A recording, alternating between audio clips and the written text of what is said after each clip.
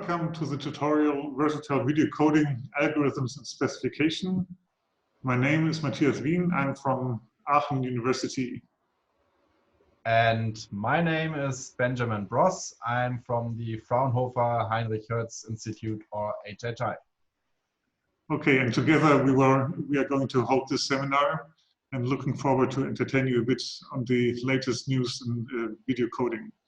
So before we start digging into it, let me briefly give you an overview on what we are going to present. So we start with an introduction, talk a little bit on versatile video coding, call for proposals in the very first part. Then we have a break where we will have questions. Then in the second part, we start focusing on aspects of the specification itself. We start with the temporal coding structures, then the spatial coding structures, high-level syntax and block partitioning.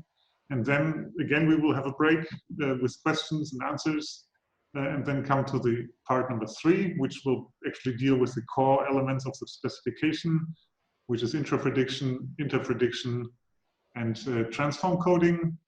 And then in the fourth part, we will have loop filtering, entropy coding, and then go to the versatility aspects of the specification, which we call then versatile coding tools. And then finally, we'll talk about the performance of the overall scheme. And as you have seen already in the number of bullets that we have in the list, there's quite a number of tools which have been adopted into the specification. And we actually will go on and explain everything to you. And hopefully at the end, you will understand everything and you will use this, this very great video coding standard. Okay, so let's go into the first part, the introduction. So just some very basics for the organizational part of it. We are looking at a video coding standard, so we have organizations doing that. There are two sides of it. The first side would be the ISO IEC side, where we have MPEG, the Moving Pictures Experts Group, which is, well, it's a organizational thing here listed below. I don't want to read everything. What I want to mention is that maybe you have heard rumors about MPEG lately, that it would have been killed or it would have died or whatever. This is not completely true. It's just in a transition process and is currently being restructured. So stay tuned and this organization will move on. Then we have the Video Coding Experts Group on the ITU side. In there, there's also the structure mentioned. And these two groups actually are responsible for the most spread coding standards since the late 80s, and have done that either by themselves or jointly. And so the latest joint activities of these two groups are just listed on the slide. We have the JVT, the Joint Video Team, that actually was responsible for the design of AVC. Then we had the JCTVC that was responsible for HEVC, and which actually, due to the new organizational structures that happened on the ISO side, may have had its last meeting just last week, because the JCTVC might join the JVET, which is the Joint Video Experts Team, which has been set into life for the development of what we now call VVC. And it was originally starting as a so-called Joint Video Exploration Team, and then basically was renamed when the activity kicked in April 2018. So let's move. A very brief overview on the history of video standards. The first one was one H120 in the beginning of the 80s, not used so much, very, very simple coding scheme, which is of course due to the computational capacities that were available at the time. Then we have H261, which came in 1988. Then came MPEG-1, MPEG-2, H263, and MPEG-4. MPEG-4 was actually the first one which not only did rectangular videos, but tried to strive for something more abstract. This is why it's called coding for audiovisual objects. So conceptually, there were arbitrarily shaped objects to be coded, but that was not so much picked up in industry later. Then we have, well, the AVC standard, which I think today is the most used video standard in the world. Then there were lots of extensions to it, quite a long phase developing since 2003. And then, well, almost 10 years, well, exactly 10 years later, we have the HEVC video coding standard, which again then had a lot of versions, but as you can see already here from the slide, in a much higher pace in terms of speed when the extensions came. And then, well, the final version was just last year actually. And then we come to the current state, which is VVC, which has the name versatile video coding, which means that it kind of tries to well, address more things than the others did from the start. And this is something that we will actually also see from the presentation later on. This standard, as all the others, besides the very first one, H120, these were all based on the so-called hybrid coding scheme, which is a very traditional, or very traditional and fundamental concept, which we will detail and actually walk through when we talk about the coding tools of VVC. Now let's come first to the motivation. So why would there be a motivation for new compression? I mean, something that we didn't put on the slide, but video actually takes a significant amount of internet traffic. I think it's something in the range of 60% or more currently, and it's meant to be increasing. And this is basically one driving factor for it. Ben, I think you want to say something. Yeah, actually, this year it's the forecast showed it's 80%. 80. So 80% of internet traffic is video data. Okay, so video rules, this is something that we could say there. Okay, so one aspect besides the sheer amount of streaming that's happening, probably Corona actually also is pushing for that quite a bit, because people are using video conferencing so much, and they're sitting and watching everything from Netflix, YouTube, or whatever. Yeah, so what happens on the technology side is that the quality of the material that would be coded actually changes quite a bit, or has changed over time. So where basically we came from standard definition, then going to HD. Now UHD is basically going more into services. There is more applications. We have stereo, multi-view, 360 video, which would be like the omnidirectional video where you can look around in it, all these kind of things. And more devices also have higher resolutions. So you need to somehow cope with these things and find a better compression to be able to transmit the required higher resolutions to the actual devices. And if you just think of how you act, I mean, if you look at your mobile device, your mobile phone, probably that one has at least HD resolution, probably has UHD resolution if you have a newer one. So all these things then actually also have to be transmitted well by Wi-Fi and or some wireless networks. So this puts high demands on the compression efficiency, of course. And then we have like all these kind of temporal resolution, color dimensions, and all these kind of things that makes the demand for compression efficiency growing. And this is nice, because it means that we have something to do and can actually work on nice coding schemes. Okay, so just for the starting, we have some slides showing some concepts, some fundamental concepts that are important. One is the aspect of wide color gamut and high dynamic range coding. This is illustrated on the slide. So you see here actually this the XYZ space showing the XY plane, which shows the visible colors in this diagram.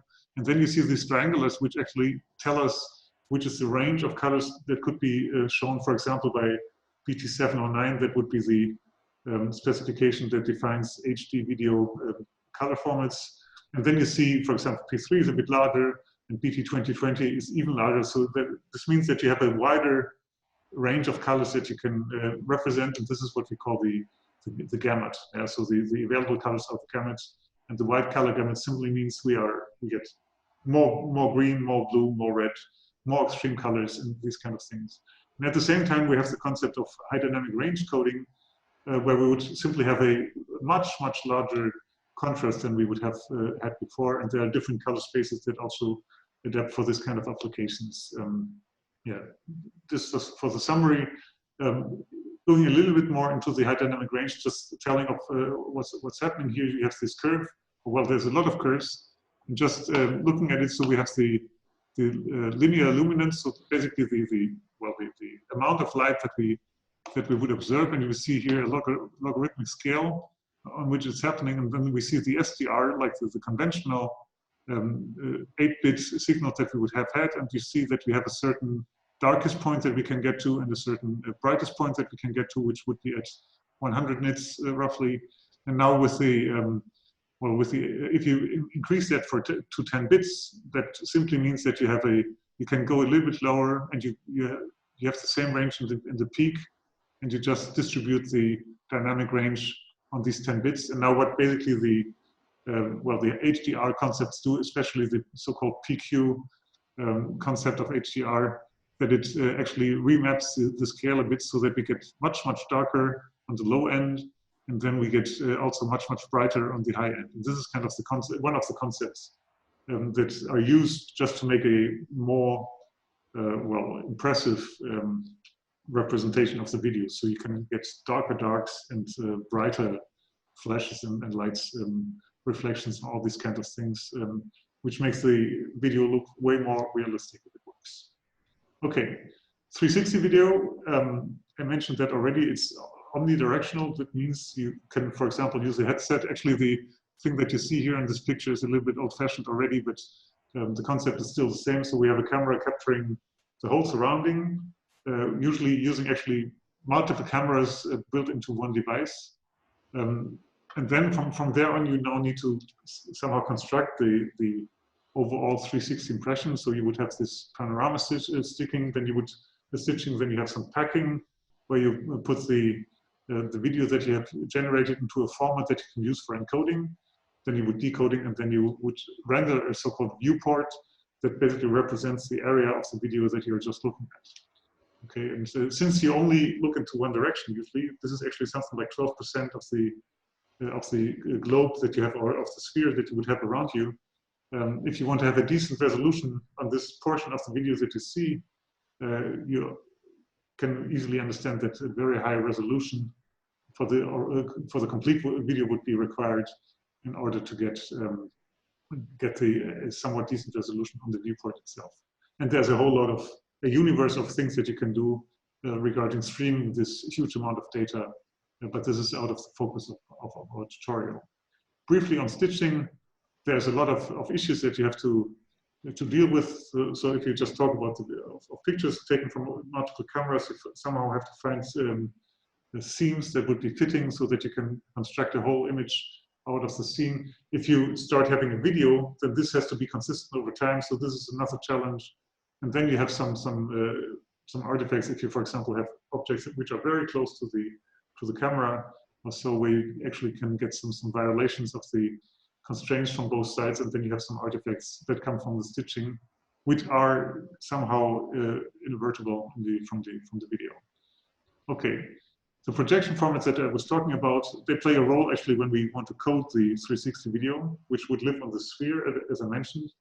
So one option is that we, for example, unroll that to by the so-called cube map projection.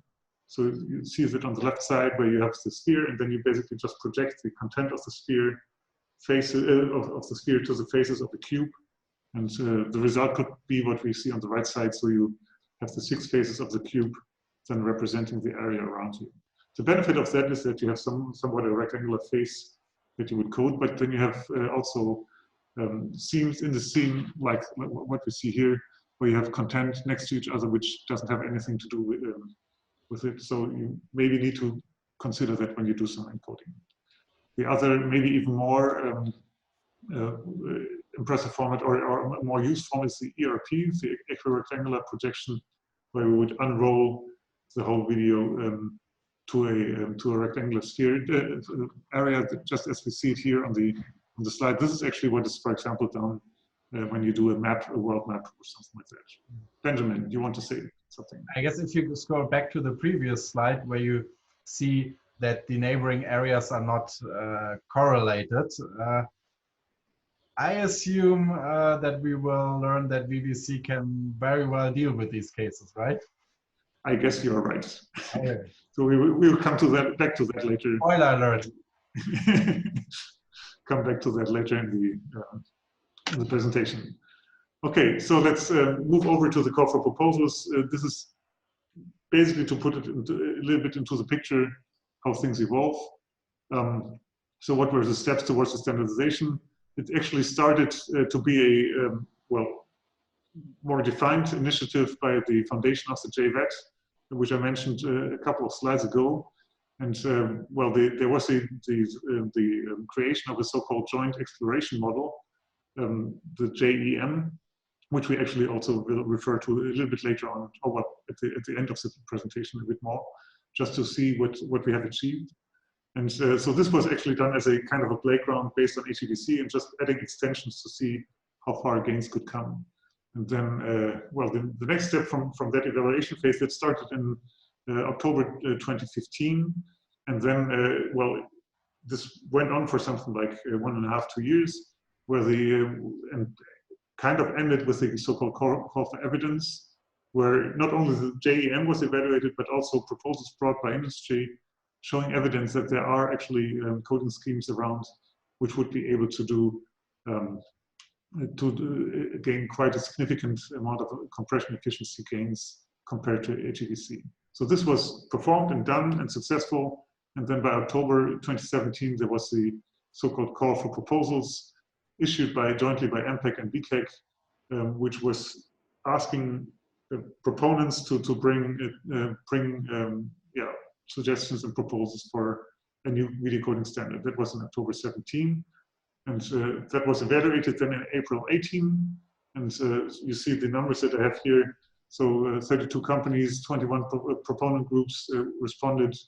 There were actually 46 submissions in total, which were addressing the different categories which we come to. So that was quite a successful action, and we will look a little bit more into the details now on the next slides. And before we start with that, we could briefly deliberate on what is actually versatile video coding. So what does the versatile stand for? And the idea was that the specification should be serving all kinds of needs that would occur in the application of video coding. So we would have SDR, HDR, so extremely high resolutions. We want to have camera-generated content, but at the same time also cope with computer-generated content, all these kind of things. For example, also something like medical data, 360 light field depth, all these kind of things were on the table. The focus in the development then was on SDR, HDR, and 360, as we will see a little bit later. Okay, so and then of course the kind of the common tools would be available, including also like layered coding, all these kind of things. And the basic starting point of it was that we would not have a disruptive change in the coding schemes, but try to build something which would be constructed out of well-understood building blocks. And this is actually also something that happened. We are still doing what has been done in H.261. All the building blocks, almost all building blocks that we are using now have been there around the year 1990. But now we do it right.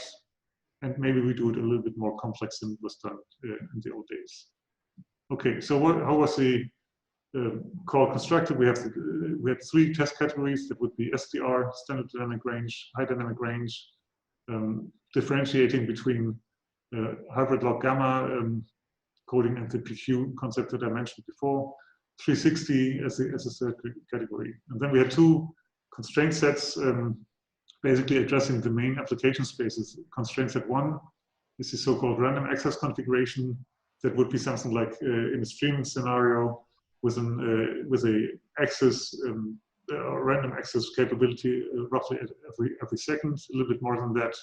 And the second constraint set would target more like conversational applications like video conferencing and such, where we would not allow for any structural delay in the coding scheme, and then, well, basically just to have this constraint, do not allow for reordering of the pictures in the video stream.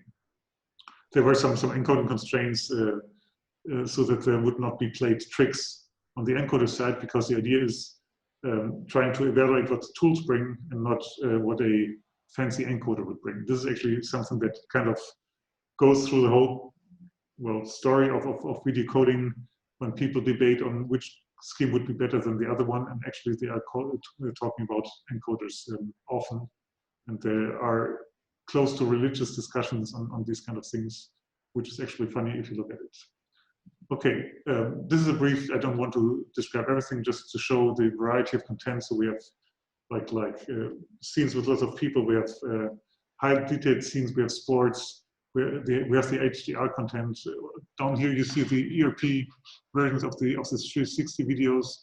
Yeah, so you really have this 360 degrees around the camera location, and then also going to the top and the bottom of this kind of things. Okay, now we had these results. We had these submissions that I mentioned. Now what came out there? So the submissions all had to provide the, well, 4 breakpoints each for the for each sequence that was coded, and then well, submit that for a formal subjective evaluation. That was a double stimulus test with actually 2 anchors inserted into the test, which one was the test model of HEVC, so basically the previous standard and the test model that was used to develop this, and the other one was the JEM that I mentioned before. So that was the software that was used for, well, exploring what kind of options would be there. Okay, so and the JEM version would kind of show what we were discussing in the preparation phase. Well, HEVC basically would represent the state of the art, and then well, there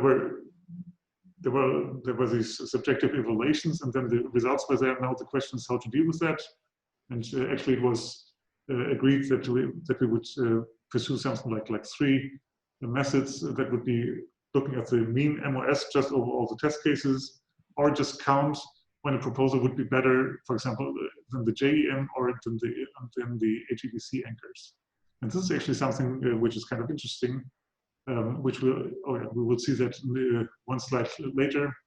Of course, we also did objective measurements of the performance using the PSNR, and already there were performers that reported something like 40% bitrate reduction compared to HEVC, and another 10% comparing to the JEM, which already was quite optimized and improved compared to the well, to the basis. Okay, now let me come to the performance analysis that I mentioned. So we see here a plot which is actually carrying a lot of information. So the first thing is that we have a ranking here. So you see these groups of results. This is actually the lowest rate point. Then we have the next rate point here. Then we have the 3rd rate point, and then the 4th rate point. And now what you see here is actually a ranking of each proposal in this category. So it's not, you can't read which proposal would be which, but you can see how all the proposals would have ranked on the scale. And you see also the marking. So we have the HM, which is the lowest performing in this example, luckily. So this is kind of this was the state of the art, let's say in 2013. And then we have the JEM, which is a blue circle, which tells us that was the development in the exploration phase of JBED. And now, if we want to say one proposal would be better than one of those 2, we look at the confidence intervals. And for example, let's pick this as an example. If this is the JEM, then those 2 would not be clearly better, or those 3 would not be clearly better than the JEM because they have overlapping confidence intervals. But this one here, the top one, basically is clearly better. And then we would say, when we want to count these things, we would say, okay, so we have this proposal being better than JEM. And of course, in this case, all the proposals actually were better than the anchor here in this case. Okay, and counting this, you could start ranking the proposals. And this is just a rough summary of the whole thing. And you see for the SDR category, comparing the ranking based on the MOS led to a certain order, and then the ranking by the significance against the JEM also led to a certain order. We have the numbers here. We did not. It was not disclosed which proposals were which at this time because it was decided by the proponents that they didn't want to disclose everything. But what you see here is actually that the same group of proposals were leading in both in both ways of counting. So this is kind of a nice consistency indication in the evaluation. And so, well, this was also done in the HDR and the 360 categories, and you see that this is also quite consistent for the proposals. The number in HDR is smaller just because less proponents were contributing to it. And but you see that actually was a core group of proponents that were consistently improving. And if you just look at the overall result, trying to capture it in a rough state, so it was seen that actually the best performing proposals were always equal or sometimes better than HEVC at the next higher rate point in 1/3 of the cases. So that would give us an indication of how much rate saving we would have. And even more, for 20% of the cases, the proposals were even better than the second highest rate point in that category. So that's kind of something that that brings it up. Okay, and based on these results, and looking at the objective numbers and looking at the subjective results, it was concluded that something like 50% of bitrate savings compared to the previous standard should be well achievable. And that was where the overall process then started. And I think this is kind of closing it, yes, for this part. So thank you for your attention. I hope you enjoy it. And then what do we go with next? Yeah, before we go into the next part and take a deeper dive into the VVC details and starting from a higher level structure, which is in the next parts, and then at the following parts going into the hybrid video coding concept that you already mentioned. Maybe just a small thing related to how the development works. You will see in the course of that tutorial that there's a lot of coding tools added to the standard that all add up to the 50% bitrate reduction for the same subjective quality. However, that whole thing started, I guess we will very well see that when we see the evolution of the bitrate savings. It all started very lean. So the whole standardization phase was actually starting with some kind of a clean slate approach with only a block partitioning scheme. And then on top, we evaluated everything that was brought to these call for proposals. So you see, Mathias mentioned the first lines of best performing proposals. They all had very good coding tools in it. Some were very different. And so we started with a lean approach that only contains block partitioning, and then evaluated complexity, coding efficiency trade-off of each single tool that was part as a response to the CFP and newly proposed tools. And then at the end, we ended up with such amount of tools that were proven to have a good coding efficiency complexity trade-off. Yeah. I think this is actually something worth mentioning. I think this is a big strength of the whole process that we have been seeing here, because we have first you have this competitive phase of proponents coming, bringing their own tool sets and competing, being the best proposal. This is basically what has been done in the call for proposals evaluation. And then after that, there's a switch in operation mode. So the group, rather than being competitive, the group starts a collaborative phase. And then the participants try to converge on which of the variants of the tools would be the best ones, bringing the right balance in terms of compression efficiency, complexity, and all these kind of things. And in the end, since this was a kind of a really great effort in terms of collaboration, the result was achieved. This is something that I think is really remarkable and maybe even unique, because I don't know if there are other actions of that size with so many companies included working in this way together. this brings in a very nice result. Okay, I think we're done for this part. Thank you, and see you in the next part. And I will change my shirt. Right. Welcome to the second part of our tutorial on versatile video coding, algorithms, and specification. The second part is about coding structures and high-level syntax.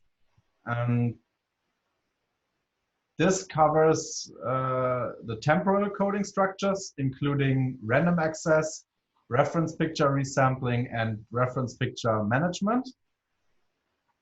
For the temporal coding structures, you have to imagine a video sequence as a temporal sequence of pictures.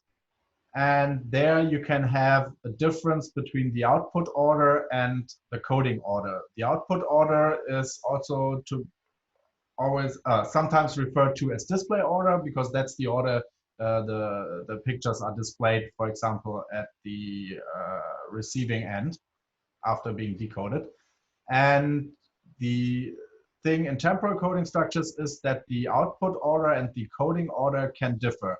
So if you look at the first figure here, A, you have the first frame in dark gray is an intra-coded frame. It only uses information from within the same frame to be encoded. And the arrows here mean that the frames where the arrow is pointing to are using the frame where the arrow begins as a reference for prediction, interpicture prediction in this case. And you can see here that every picture is only referring to the previous picture, and hence the output order is equal to the coding order. And this is not introducing any delay, so this is in particular useful for low delay applications like conversational services and interactive applications. Consider we would have a Zoom session, not recorded, but live, then that would be some kind of interactive application that requires low delay. The second example here is a hierarchical bipredictive coding structure, where you can see that the output order differs from the coding order. And so, for example, you would code the first frame, which is always the case, and then the second one in coding order would be this frame with number 8.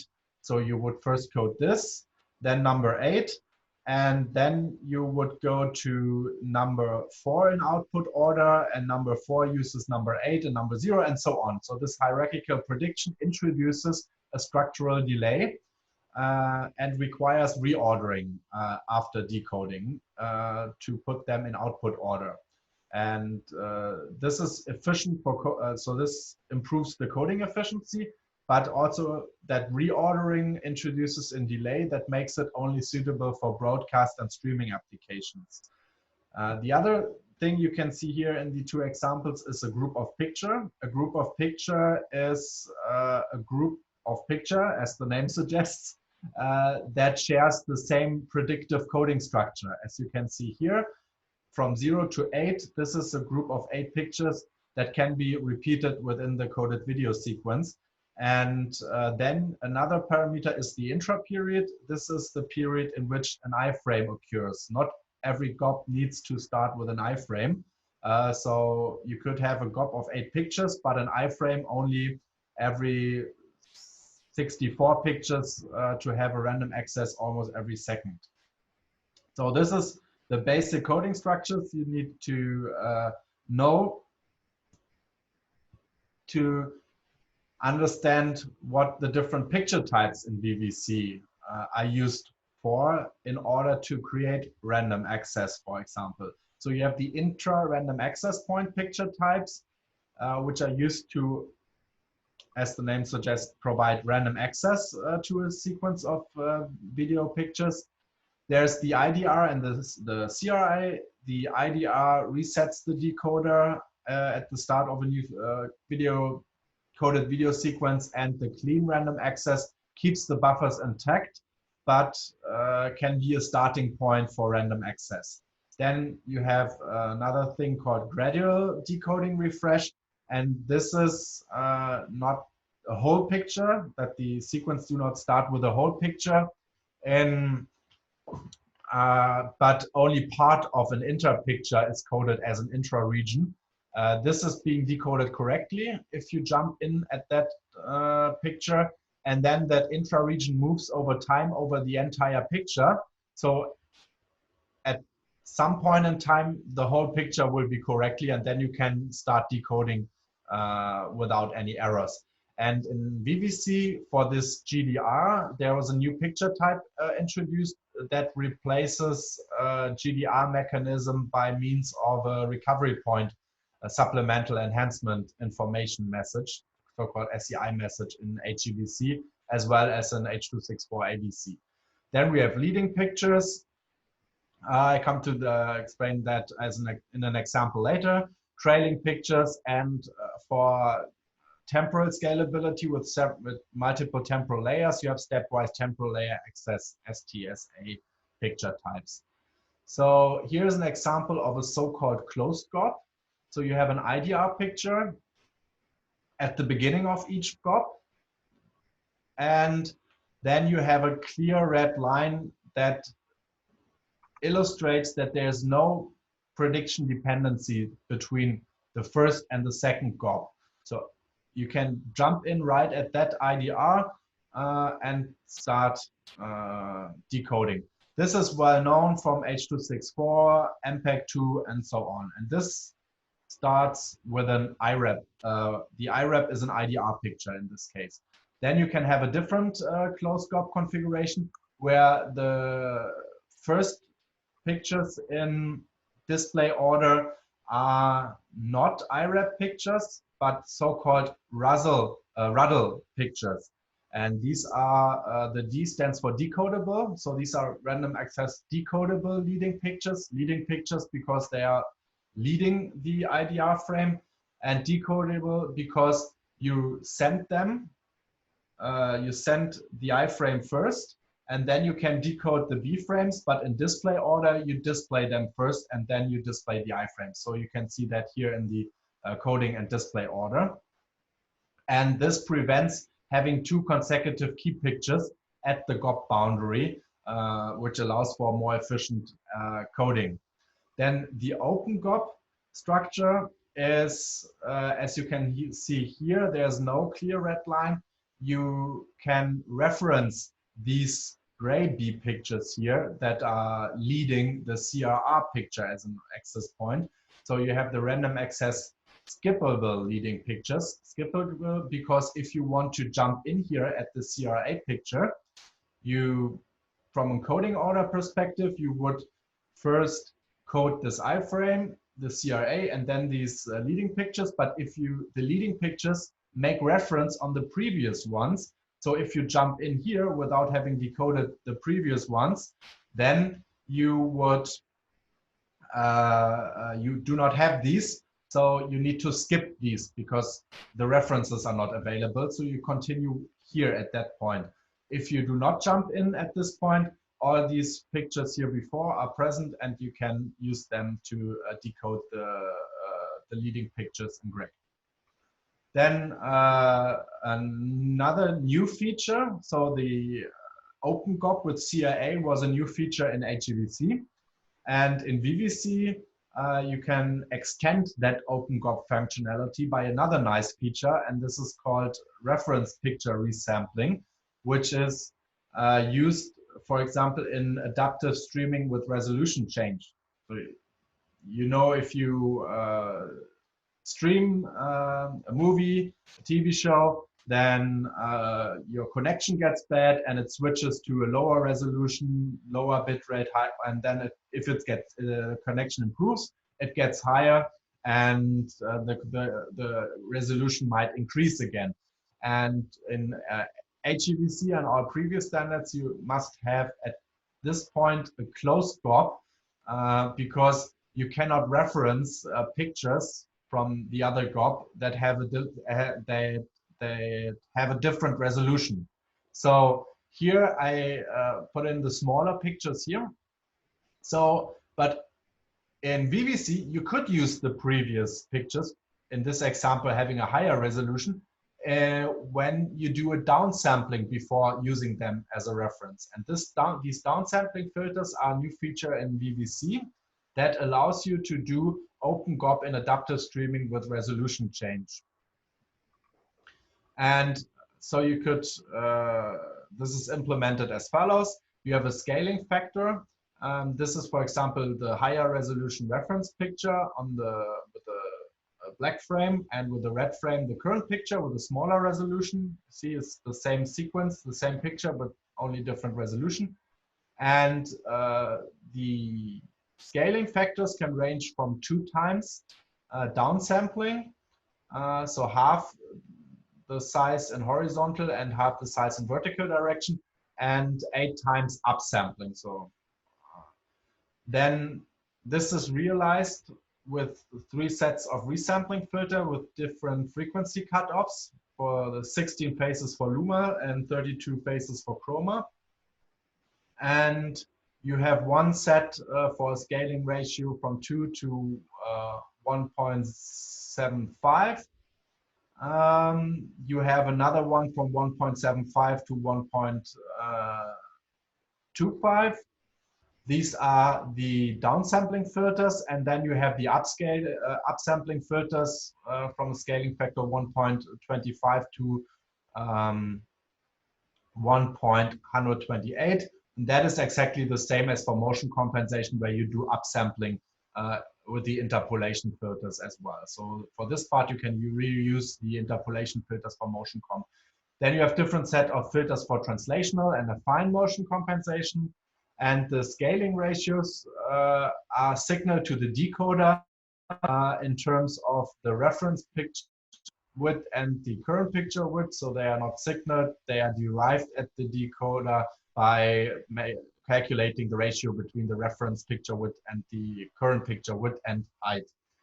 Another nice feature for this reference picture resampling is the scaling window, where you define with left, right, top and bottom offsets as marked here, the position of a window inside the reference frame.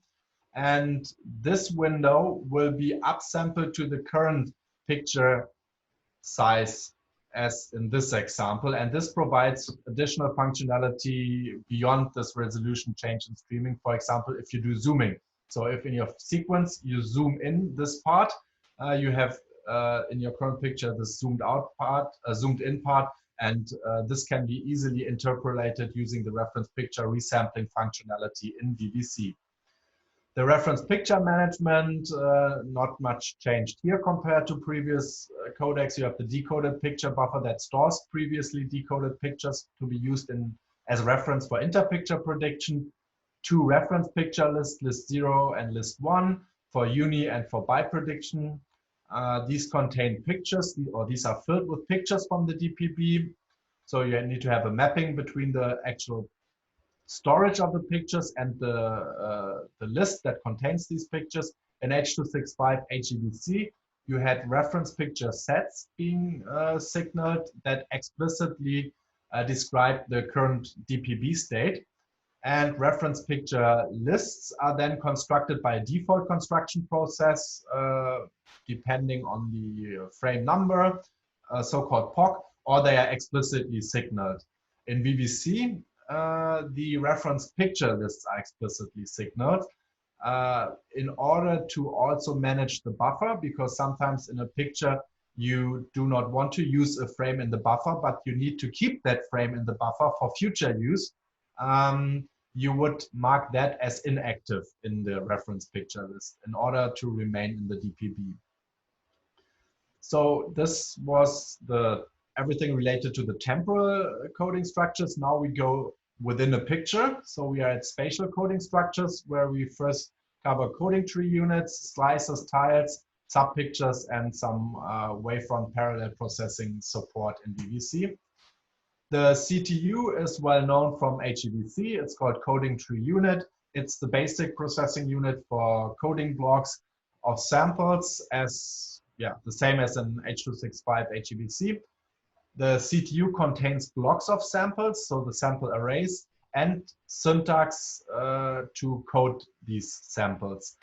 The size is fixed for the whole video sequence, but can be set to the maximum value, 128 by 128. This is larger than 64 by 64 in HEVC. But it can also set for complexity reasons, if you want to have a faster encoder and do not search the whole partitioning space within the CTU, you can set it to smaller size. And there the smallest size you can set CTU to is 32 by 32 luma samples, which used to be 16 by 16 in HEVC. The CTU is the root of the multi-type tree partitioning, where we will come to at the end of this part. The coding tree block is actually the block of samples for each color component. So a CTU can contain up to 3 coding tree blocks. And you can see here on the right that you have a picture partitioned into fixed size CTUs. So the next level of that is to be called an extended set of elements. There are 2 of these sets. One is called a slice and the other is called a tile. Also concepts known from HEVC, while a slice contains an integer number of complete tiles or an integer number of consecutive complete CTU rows within a tile of a picture that are exclusively contained in a single NAL unit. Yeah, I think it's more comprehensive if you look at the example figure here to the right side. So these thick lines, as you can see here, are slices, and the medium thick lines are tiles. So tiles are belonging to a regular grid with rows and columns. That is the same as in an HEVC. And you can see here in that tile partitioning, you can have one slice. Here, the first slice contains 2 tiles. The second slice in raster scan order contains 5 tiles, and the last slice contains also 5 tiles. Another example would be a picture that is partitioned into 24 tiles. So 6 times 4, 6 tile columns, 4 tile rows, and 9 rectangular slices. And here you can see that a slice always contains 2 neighboring tiles. So this is another configuration. And then you can also have raster scan slices inside a tile. So you have the raster scan within a tile, not a raster scan over the picture. So you have 4 tiles, 2 by 2. And in the first row, the second tile in the first row is partitioned into 2 slices. And the last one was where a slice contains 1 tile. Here on the top right, you have 1 tile contain 2 slices. And on the left side, you have 1 slice containing 2 tiles. So all these combinations are possible and seems endless. But that flexibility is very useful in some applications, which brings me to the next topic of subpictures. And the subpictures, as you can see here, another, let's say, entity or package where you could put slices and tiles in. The difference here, if you compare it, for example, to the tiles that each subpicture comprises in, that the subpicture is treated the same way in VVC as a picture. That includes boundary padding at the boundaries. If motion vectors point outside the boundaries, they are independently decodable, and this becomes in particular useful for 360 videos, tile-based streaming, where you would have different viewports and tiles. So 2 neighboring tiles would not be correlated, and you would really have a hard content boundary. So if a motion vector points over that, there's no correlation that parts from the other tile or subpicture could be used in this current subpicture So it's better to pad it outside the subpicture region. Also, you can do recomposition for various applications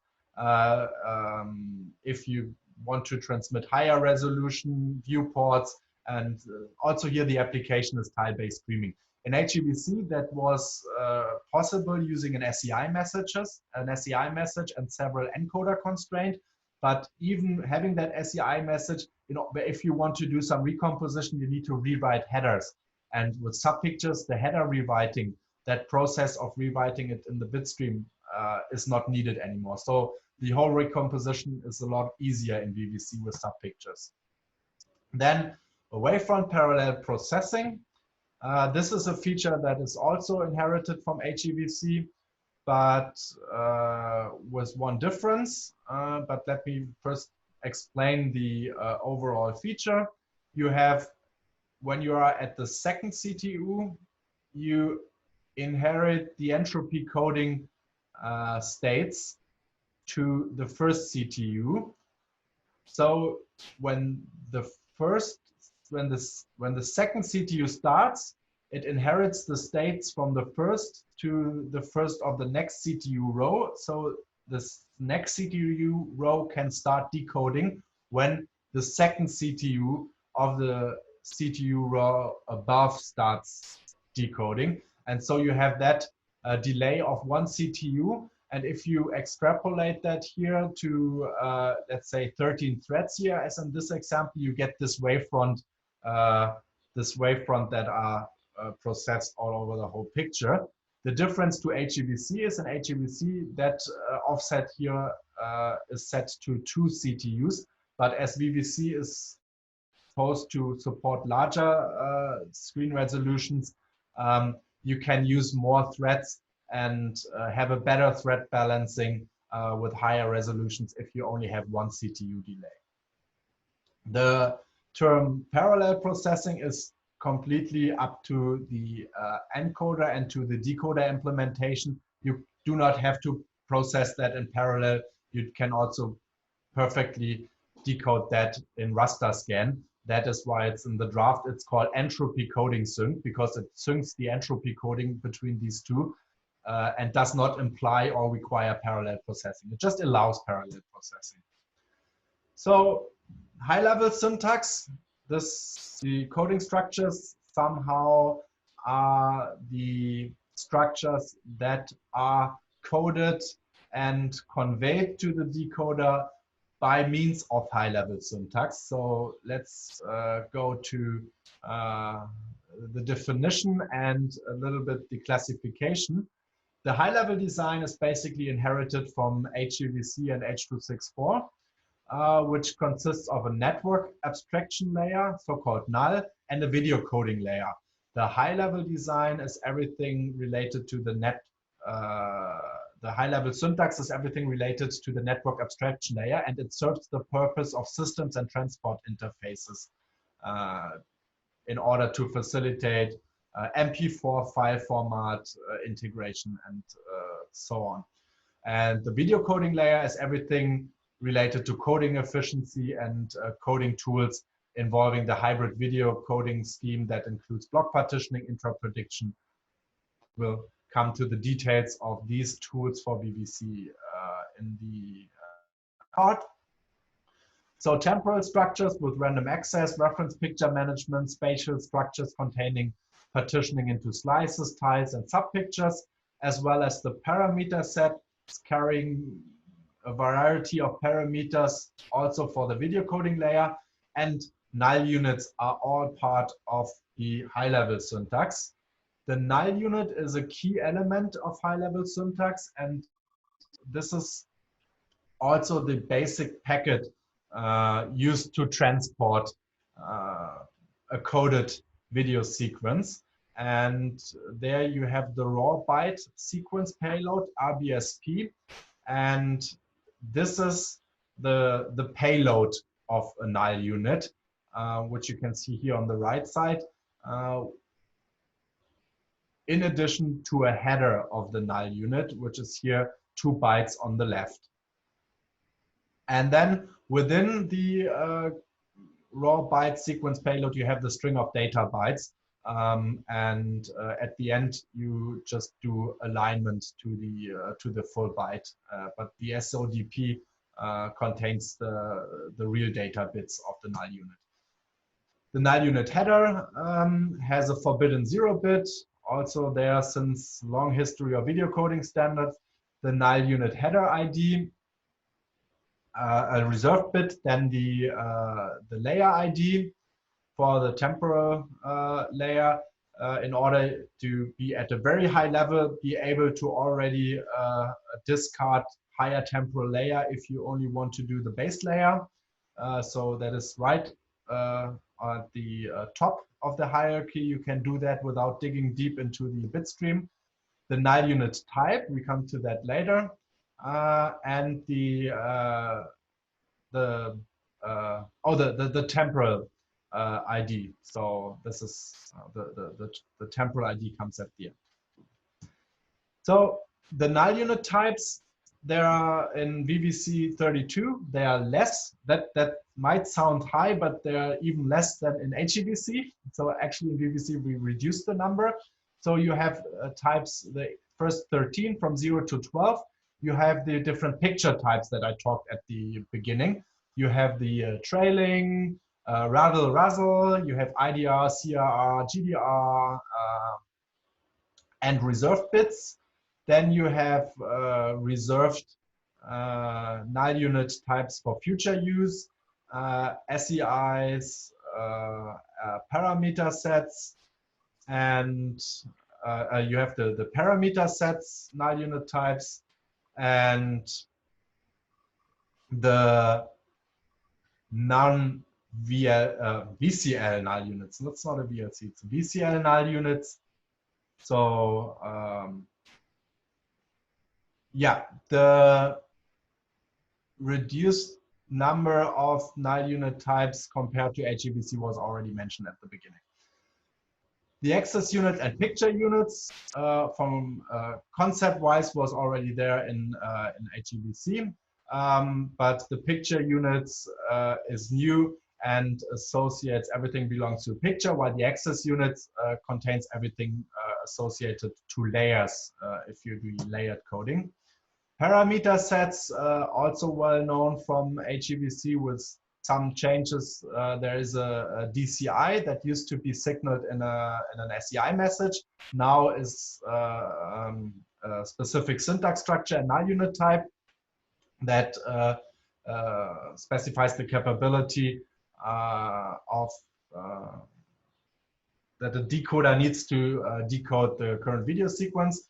You have the adaptation parameter set that carries persisting parameters, for example, for adaptive loop filter, for luma mapping chroma scaling filters, and so on. And the picture header as a new layer on top of the slice header. So this specifies parameter for all slices in the coding pictures, while the slice header is very slice specific and you can have multiple slices in one picture. So last but not least, we have the block partitioning. This is the first step into the video coding layer. So the step into the hybrid video coding realm, with the CTU being further partitioned using a recursive quadtree split. And this is also well known from H.265 HEVC, where we have that CTU is also split into 4 equally sized square partitions, and each partition can again split using a quadtree and so on. So that's why it's recursive. Then at the leaf of each quad tree, there can be another tree type splitting called multi-type tree, which is recursive again.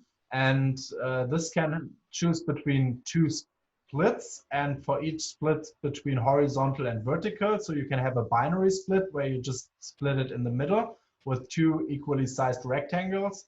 Or you can have horizontal or vertical ternary split where you split it into 3 partitions. And each of these partitions you can also again split binary or ternary. And this, when this is done, the whole splitting, each leaf of these trees are considered a coding unit with the array of samples called a coding block. And the sizes of these coding units, they can range from the CTU size, which is at max 128 by 128 luma samples, but it can go down to 4 by 4 luma samples. And you can see here, you have stripes, you have other shapes. So these two different recursive tree partitioning structures, if you want to test all different combinations at an encoder, the complexity increase is exponential. So that's why the tree partitioning provides the highest potential of coding efficiency in VVC, but also introduces, if doing with a stupid brute force encoder, the highest complexity. But here, this is where you can do very good optimizations with heuristics. You can even train networks to learn the best partitioning given on a set of features. And but these restrictions, since there are so many different variations, some of them can be redundant. So VVC contains restrictions to the splitting that prevents to achieve one particular partitioning in two ways. So this redundant partitioning is prevented in VVC by syntax. Then you have a separate chroma partitioning, the so-called dual tree or chroma separate tree that enables to have two separated tree structures for the luma blocks and the chroma blocks. This is motivated by the fact that usually the whole structure and detail is in the luma component, while only the color information has a lower resolution is in the chroma CBCR information. So typically you would split a tree higher, you would go deeper into the tree partitioning for luma than you would do for chroma.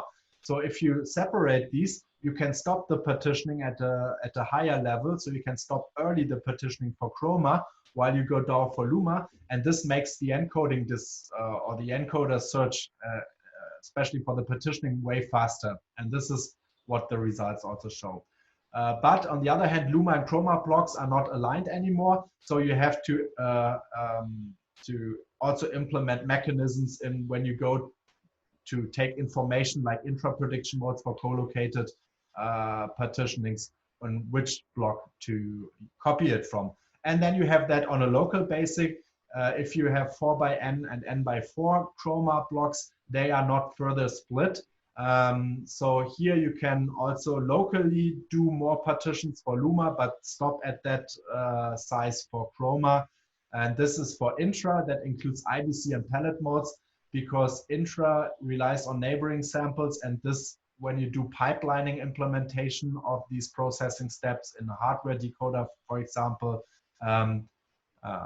not going to a too fine granularity increases the throughput because you do better pipelining with that. And this brings us to the virtual pipeline data units, VVDUs. They are also addressing the same issue. If you have high block sizes, then you want to define a maximum granularity for pipelining. And in VVC, or in general, as I said, this is critical for intra blocks because intra blocks use or require neighboring samples to be reconstructed. So this stage has to be done before starting the neighboring block. And the VBDUs in VVC are set to the maximum transform size, which is also the maximum prediction size, because you need to do transform, you need to do the inverse transform to reconstruct the neighboring samples that are needed for the current intra prediction. And this is 64 by 64. So this is typically the size of the VBTU. And if you see here on the right side on the picture, you have different splits of the CTU, triple split, you have a binary split. And in order to not have a CU resulting from such a split spanning over two of these 64 by 64 VPDUs, restrictions are implemented in the splitting process in VVC that prevents these partitionings that violates the VBDU concept from occurring in VVC, so that the throughput for pipelining processing, especially in hardware decoders, is improved. And that was it for the first part. The second part, the second part in VVC, and the third part will continue with the first part of the coding tools. Yeah, thanks, Ben. I think this is a great overview on the coding structures of VVC, and it's remarkably more flexible than what we have seen before, like in HEVC, for example. Great. So that's cool. Let's look forward to the next part then. Okay, now we dive deeper into the video coding layer.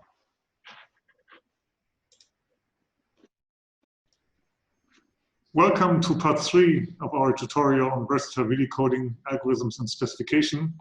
And now we want to dig into the coding loop and look at all the coding tools which are in VVC. We'll start with the interprediction, and you see the list of tools that are here. So we have directional interprediction modes, cross-component linear prediction, position-dependent interprediction combination, multiple references, subpartitions, and then matrix-weighted interprediction. So a variety of tools, quite a number more than we actually had in VVC, in AVC, or in HEVC. So let's dig into it. First, before we go into the details, I briefly want to now look at the hybrid coding scheme that we mentioned in the first part, being the kind of the classic structure of a video codec since a very long time. So you see here the block diagram, which I just will explain once, and then we will refer to that multiple times during the talk. So we have the input picture, which is somehow partitioned to blocks. We do a prediction for the current block, do a transform coding of the residual that remains, apply quantization and feed that to the entropy coding. And then on the encoder side here, we do the basically the reconstruction of the quantized residual. And we add that to the prediction, so we get the reconstruction of that signal. And then we can use basically the information that is here for intra-prediction, which we want to look at this part.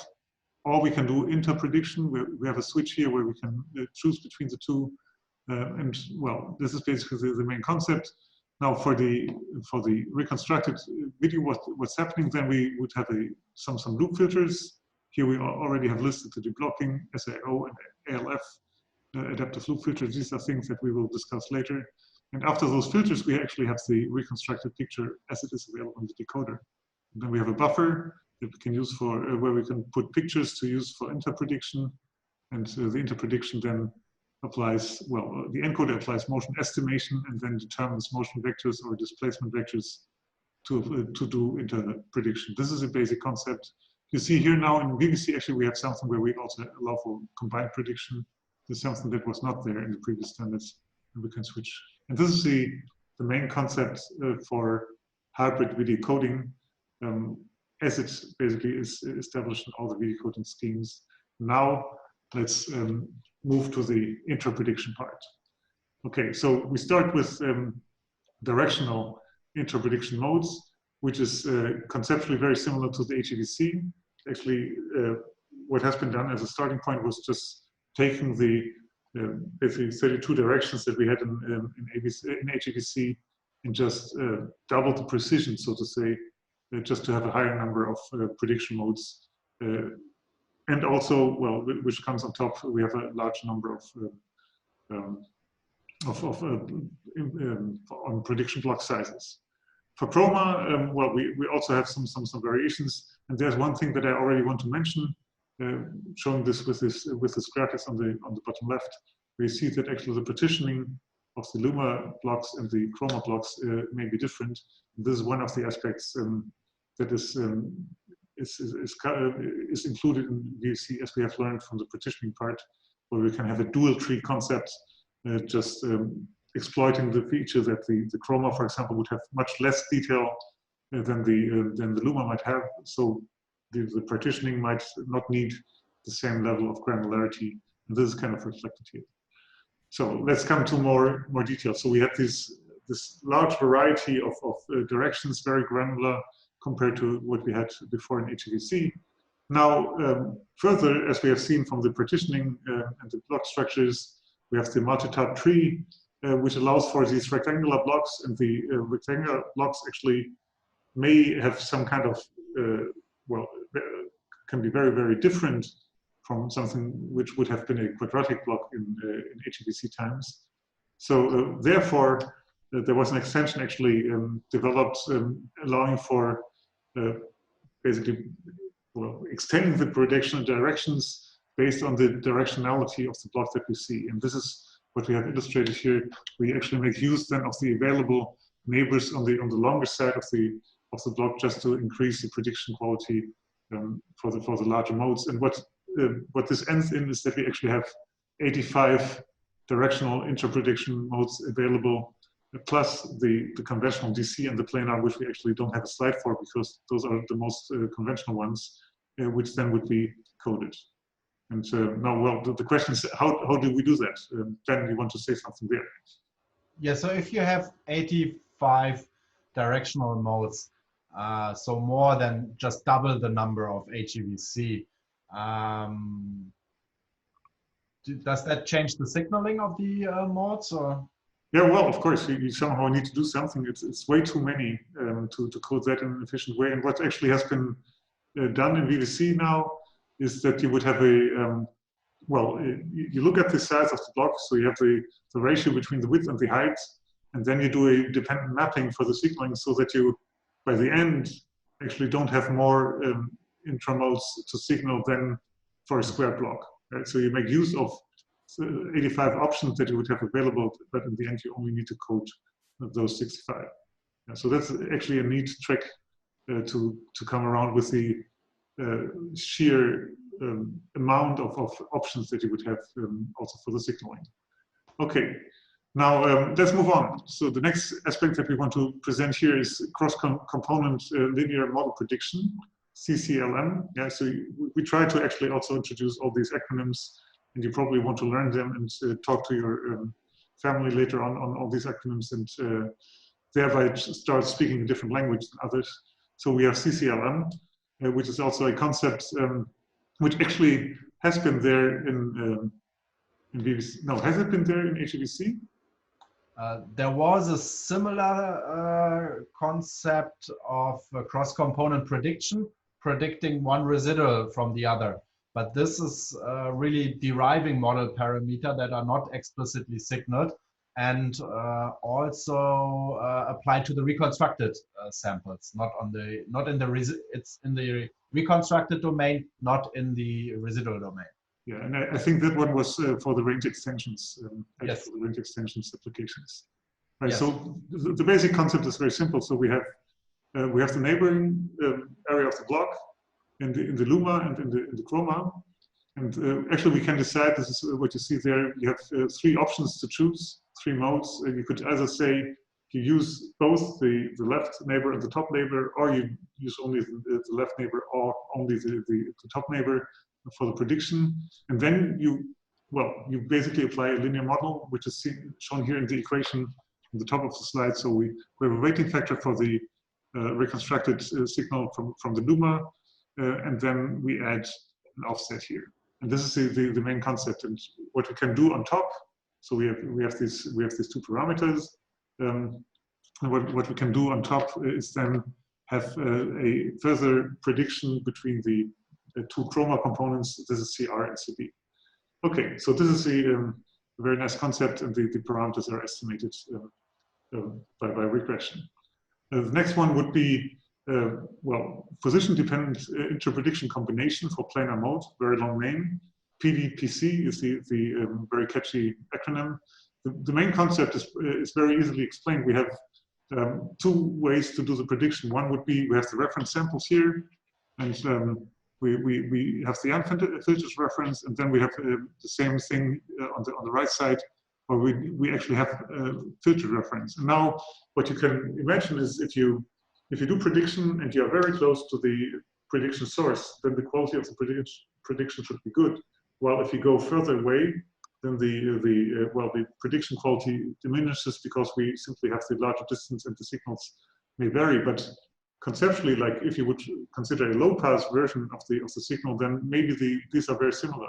So what PDPC actually does is blend between the better prediction where you have a close neighborhood towards a more low-pass filtered prediction if you're further away. So this is the main concept here. The next one would be multi-reference line interprediction, where we can actually not only choose the direct neighbor, but extend that to either one line above or 3 lines above. Those were found to be the best ones. And then we have intra-subpartitions, which is a little bit more interesting, just conceptually, because this kind of compensates for the fact that in VVC we don't have a residual pod tree where we could go down in the details and then apply intra-prediction also on these residual blocks. This is done here in a different way. We have the partitioning that is possible, either splitting horizontally or vertically, and then the transform would be applied there and the prediction would be applied there. And the interesting fact is here that this actually can be done down to a size of having like something like a 32 by 1 prediction block size. And now you would say, well, this is crazy because you do this prediction all the way through for each line. And this is actually not done. But if you have a very small size, then actually only transform is applied. So we have a 1 by n transform also enabled in the specification.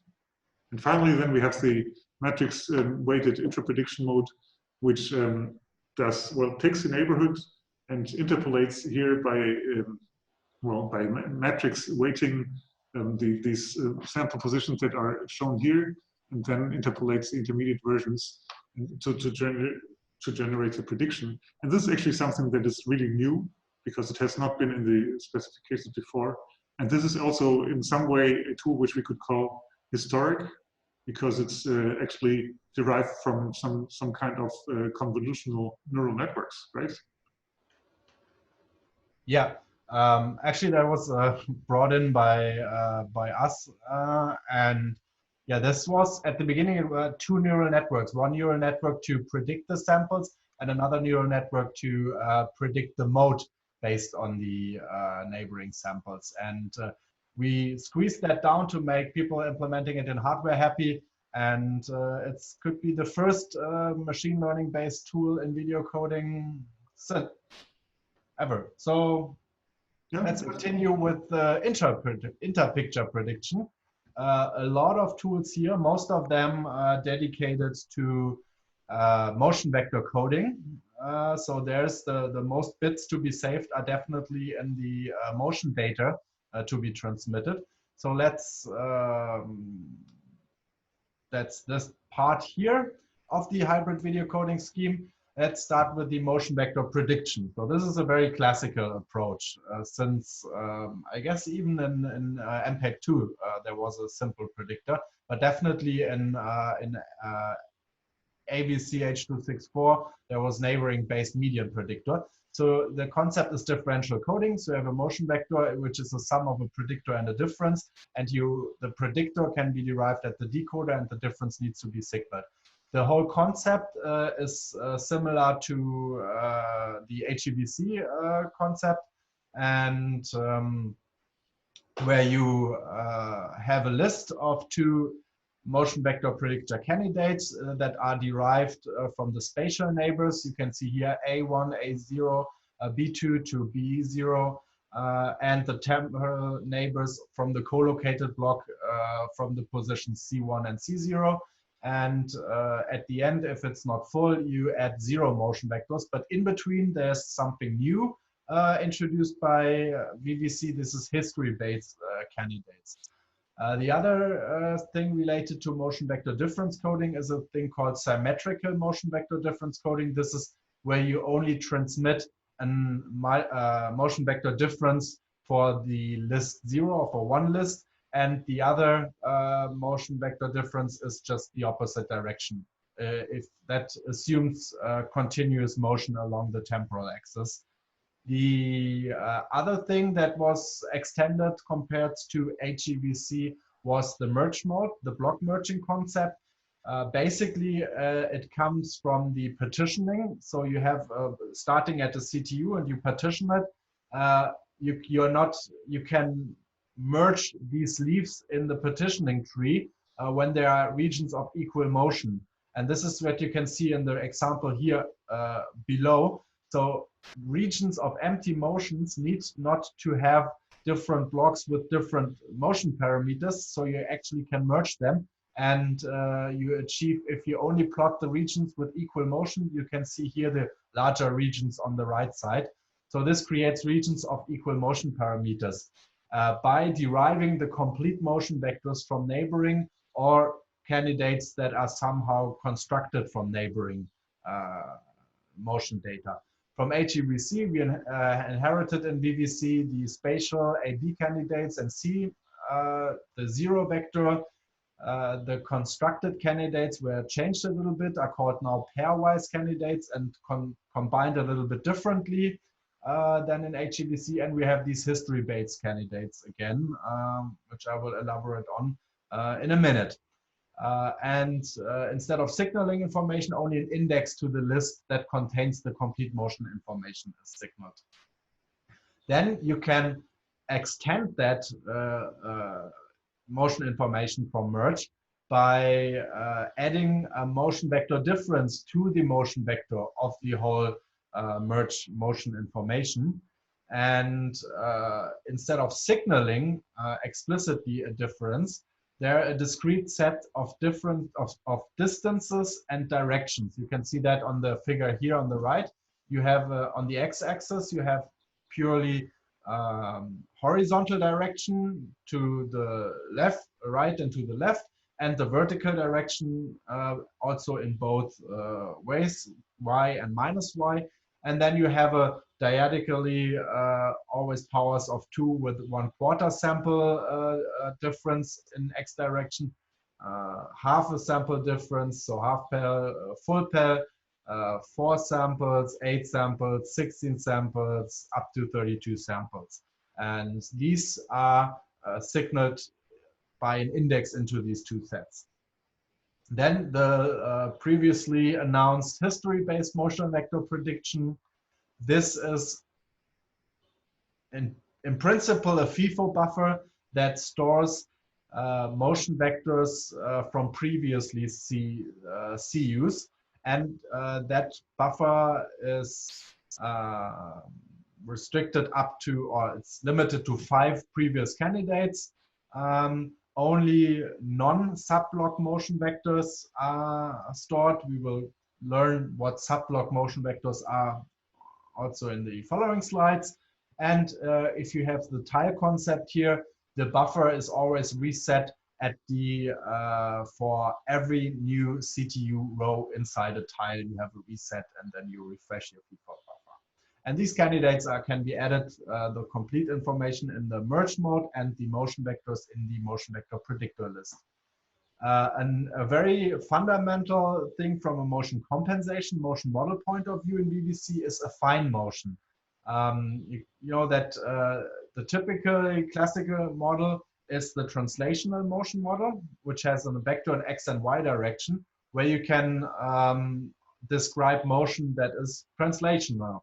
But what if you have rotation, shearing, all these other so-called affine motion? Well, in VVC, we achieve to express affine motion by means of translational motion. So what does that mean? It means that instead of having a motion vector for each sample, which would be very inefficient to signal, you have it on a 4x4 block basis, as you can see here in the figure on the right. So you like subsample your motion field on a 4x4 block basis, And the motion vector of each 4x4 block can be derived using 2 or 3 so-called control point motion vectors, as you can see here with the yellow dots. And whether you have a 6 or 4 parameter motion, a fine motion model, you derive the vectors with the component x and y for each of these 4x4 block vectors using these so-called control point vectors 0 and 1 for the 4 parameter model, and 0, 1, and 2. So instead of 1 for the 6 parameter case, you use here the vector 2. You can derive the 4x4 block vectors. Matthias, you have a question? Yeah, I just wanted to mention that this is actually something very interesting, because for a very long time, we always had only this translational models. And now what we see here is kind of a compromise. So if you think of motion description for the true motion in the scene, you would need something like an optical flow, which would be very, very expensive, complexity-wise and also signaling-wise. So having this at this like 4x4 subblock basis is, I think, a very nice trick to make this kind of motion description work. And you can have a very complex motion for a large area, which, if it's somewhat consistent with an affine model, would be very easy to describe by only these few motion vectors. That's cool. Yeah, exactly. And that's why, with regard to signaling, because you have these translational XY component control point motion vectors, you use very similar, if not the same signaling as you use for the regular translational motion. You have a control point motion vector predictor, a difference, or you can use some kind of a merge mode based on subblocks, because you have these 4x4 subblocks. This brings us to the subblock-based temporal motion vector predictor, SBTMVP, or six-letter acronym. So what everything gets more complex, acronyms gets longer.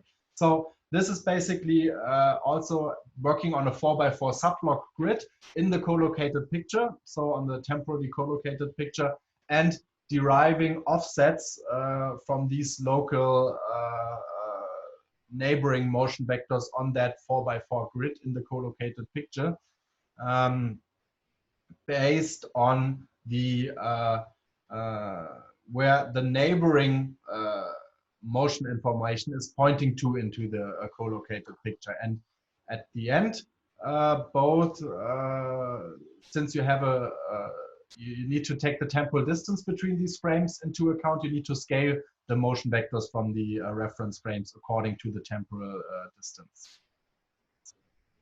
So another thing is the adaptive motion vector resolution. That is a tool that allows on a CU level to signal different resolutions of your motion vector difference.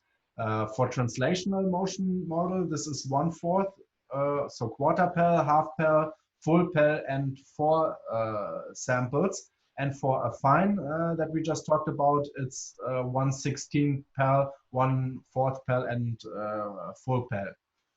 And this is only signaled if the motion vector differences, if both motion vector differences are not equal to 0. Of course, if it's 0, then it's any precision.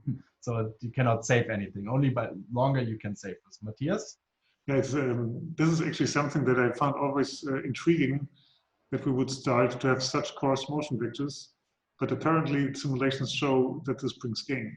Right? So this is something that I find quite interesting. And I think there again was something already somewhere before in HEVC, right? Yeah, exactly. That was the integer motion vector in screen content coding, because typically screen content, as you say here with slide sharing, you have integer sample movement, and that's why it's it's not needed to have a quarter or 1/16 per precision. And so, but here we even have 4 samples now. This is really amazing. Yeah, because we have high resolution video, and and this is the main point why this is effective. You mentioned the coding efficiency. This allows you to trade off prediction accuracy versus motion vector signaling overhead. And sometimes the motion vector overhead is so huge that the small amount of increased precision you get is not worth the amount of signaling. This is a nice tool. In addition for that, in case you have the half sample position, you're on a half sample position and you explicitly signal half pal precision, then you have a different interpolation filter with more smoothing characteristics. It's called Gauss here because it was derived. It's not exactly Gauss. You can see that here in the curve. But yeah, so if you signal half parallel resolution, you have a smoothing filter instead of the more sharpening HEVC, or same in VVC filter. So the interpolation filters are the same in HEVC, and VVC just extended to 1/16th sample in VVC. In terms of motion field storage, I already mentioned the motion vectors taken from the collocated picture. In HEVC, they were stored on a subsample 16 by 16 grid. VVC, we reduced or increased the precision to 8 by 8 because we have that sub block temporal motion vector prediction that needs a higher precision in the collocated frame.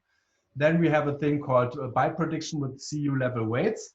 And this is actually classical weighted prediction we know from H.264 HEVC, but that allows you to not associate the weights with a certain reference picture, but you can signal a specific weight per CU as an index to a dedicated set of weights here. So it's just averaging two with two weights.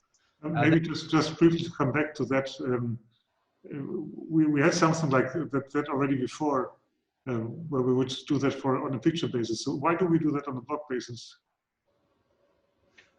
Because you have a little bit more flexibility there. You do not, otherwise you would need to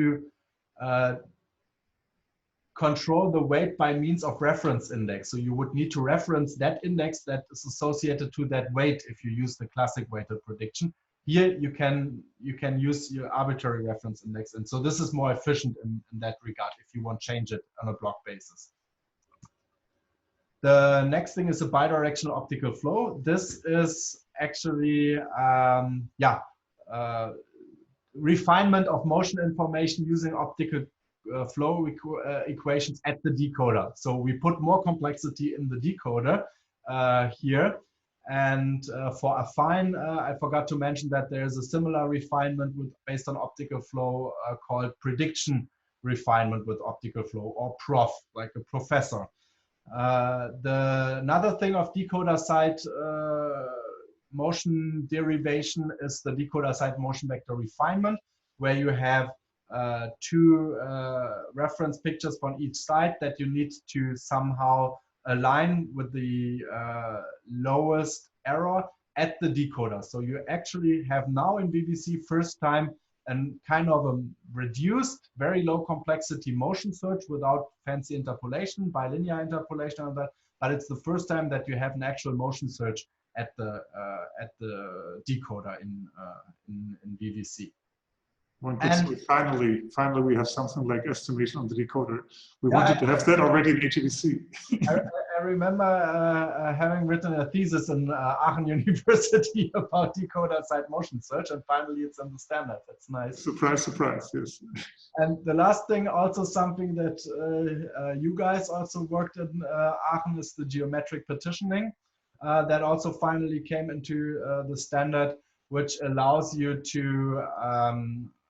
somehow have a more variable, flexible partitioning with a straight line along a block. Here's an example, you can see that. And this is signaled by means of an angle. So you can see here all the angles that are allowed for that line. And then a distance to that division line from the center to the division line. And then you can, with that, you can achieve up to 64 different shape and partitioning forms, where one part of the partitioning is blended at the border into the other. Each partition contains a merge index, so it's like bi-prediction, but only each partition does uni-prediction, so the whole block is not more complex than if you would do bi-prediction. And these motion information for each partition is derived using a merge mode. So very simple, not much signaling involved here, except for one of the angles and the distances from a discrete set of angles and distances. In our proposal at the time, we were using basically the endpoints of these lines to signal it. If you look at this version, it looks like a bit redundant if you have this direction of 0 or something like that, where you would say, well, you could also achieve that in other means. So this is not directly intriguing, right?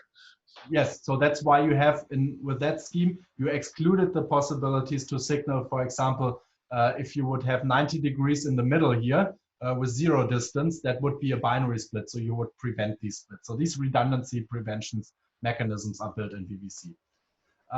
And then the last thing is the combination, straightforward combination of intra and interprediction that just uses for interprediction a merge mode, and for interprediction only the planar mode. And these two can be combined with the weights here as in this equation. It's very simple, but still yet effective combination of intra and inter. So exactly in this heavily used diagram, we have actually a new block in VVC in the prediction part.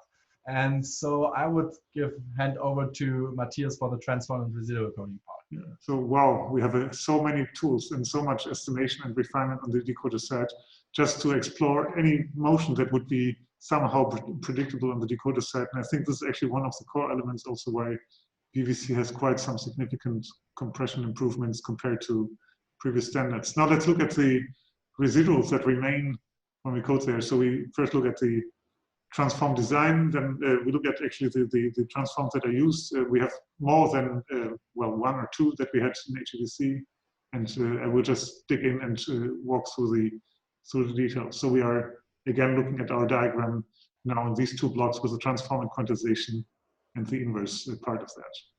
Okay, let's first look at an overview. In VVC, we actually have, let's say we have 3 classical transforms. Those are all picked from the sinusoidal family of transforms. And what is actually used is the DCT2. That's a classic that has been used in video coding and also in image coding, well, since almost all the time. And then we have the DST7, and then we have the DCT8, which is basically a new matrix that comes in. The DST7 already was in HEVC actually for 4x4 intra-blocks. So the DCT8 is kind of the new member in the family. What also has changed is that the minimum size is still 4x4 pixels, but the maximum size of the transforms has even increased. So now for Luma blocks, we can have a maximum size of 64x64. And just think of the fact that already 32x32 is 1000 coefficients. So this is quite a significant size.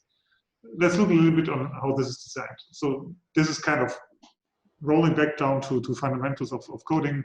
We have the family of the DCT transforms, and I just want to mention that because we have this like DCT1, 2, 3, and 4. The DCT2 and 3 are the pair that is used in transform coding traditionally.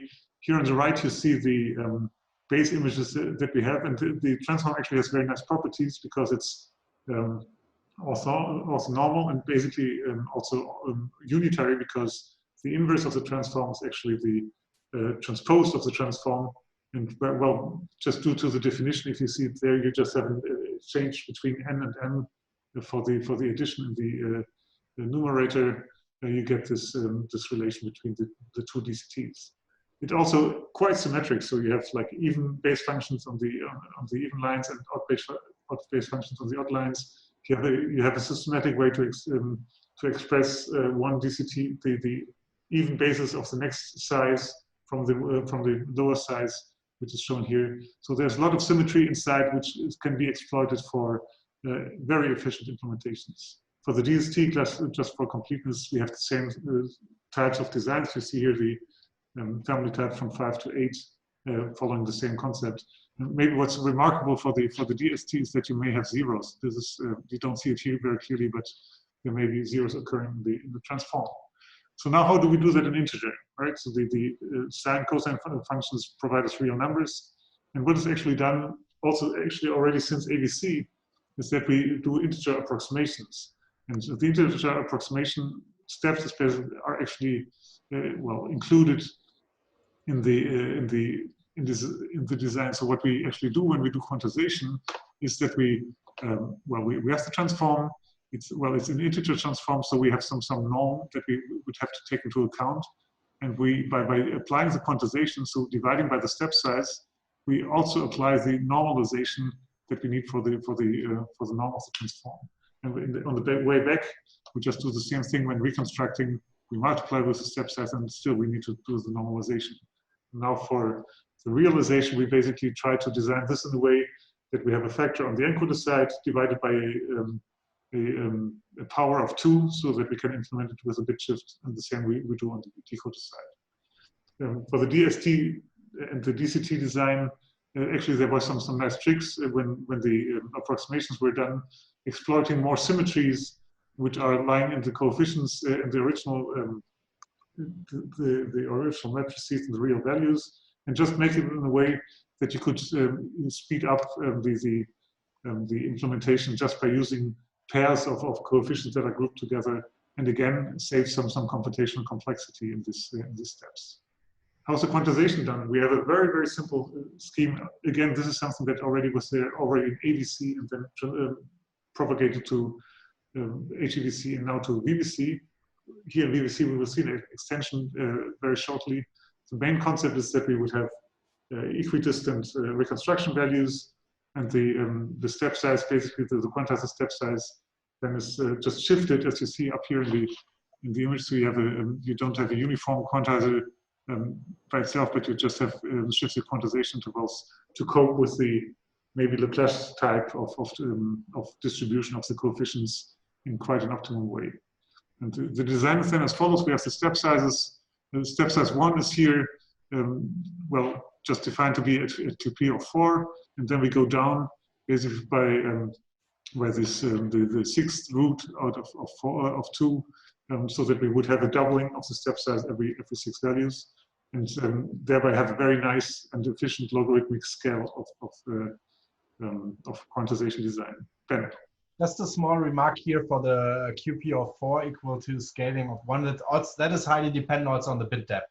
Of course, yeah. Sorry, this is all for 8 bits. Yeah, this was it's kind of the original design, which is propagated from the old standards, which were more like 8 bits, and of course in 10 bits and so forth. This shifts them accordingly, but this is what we have to take into account.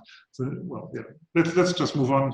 The range of quantization is actually quite extended towards compared to the previous standards, because now we can go up to a QP of 62, while in HEVC it was only 51, and so we have the doubling every 6 QPs. So you see this is quite a high amount, so we virtually can wash out any residual if we want to, and well, then we have this extension towards the higher bit depths that we just mentioned before. So yeah, just for the implementation, now we have these approximation values on the decoder side.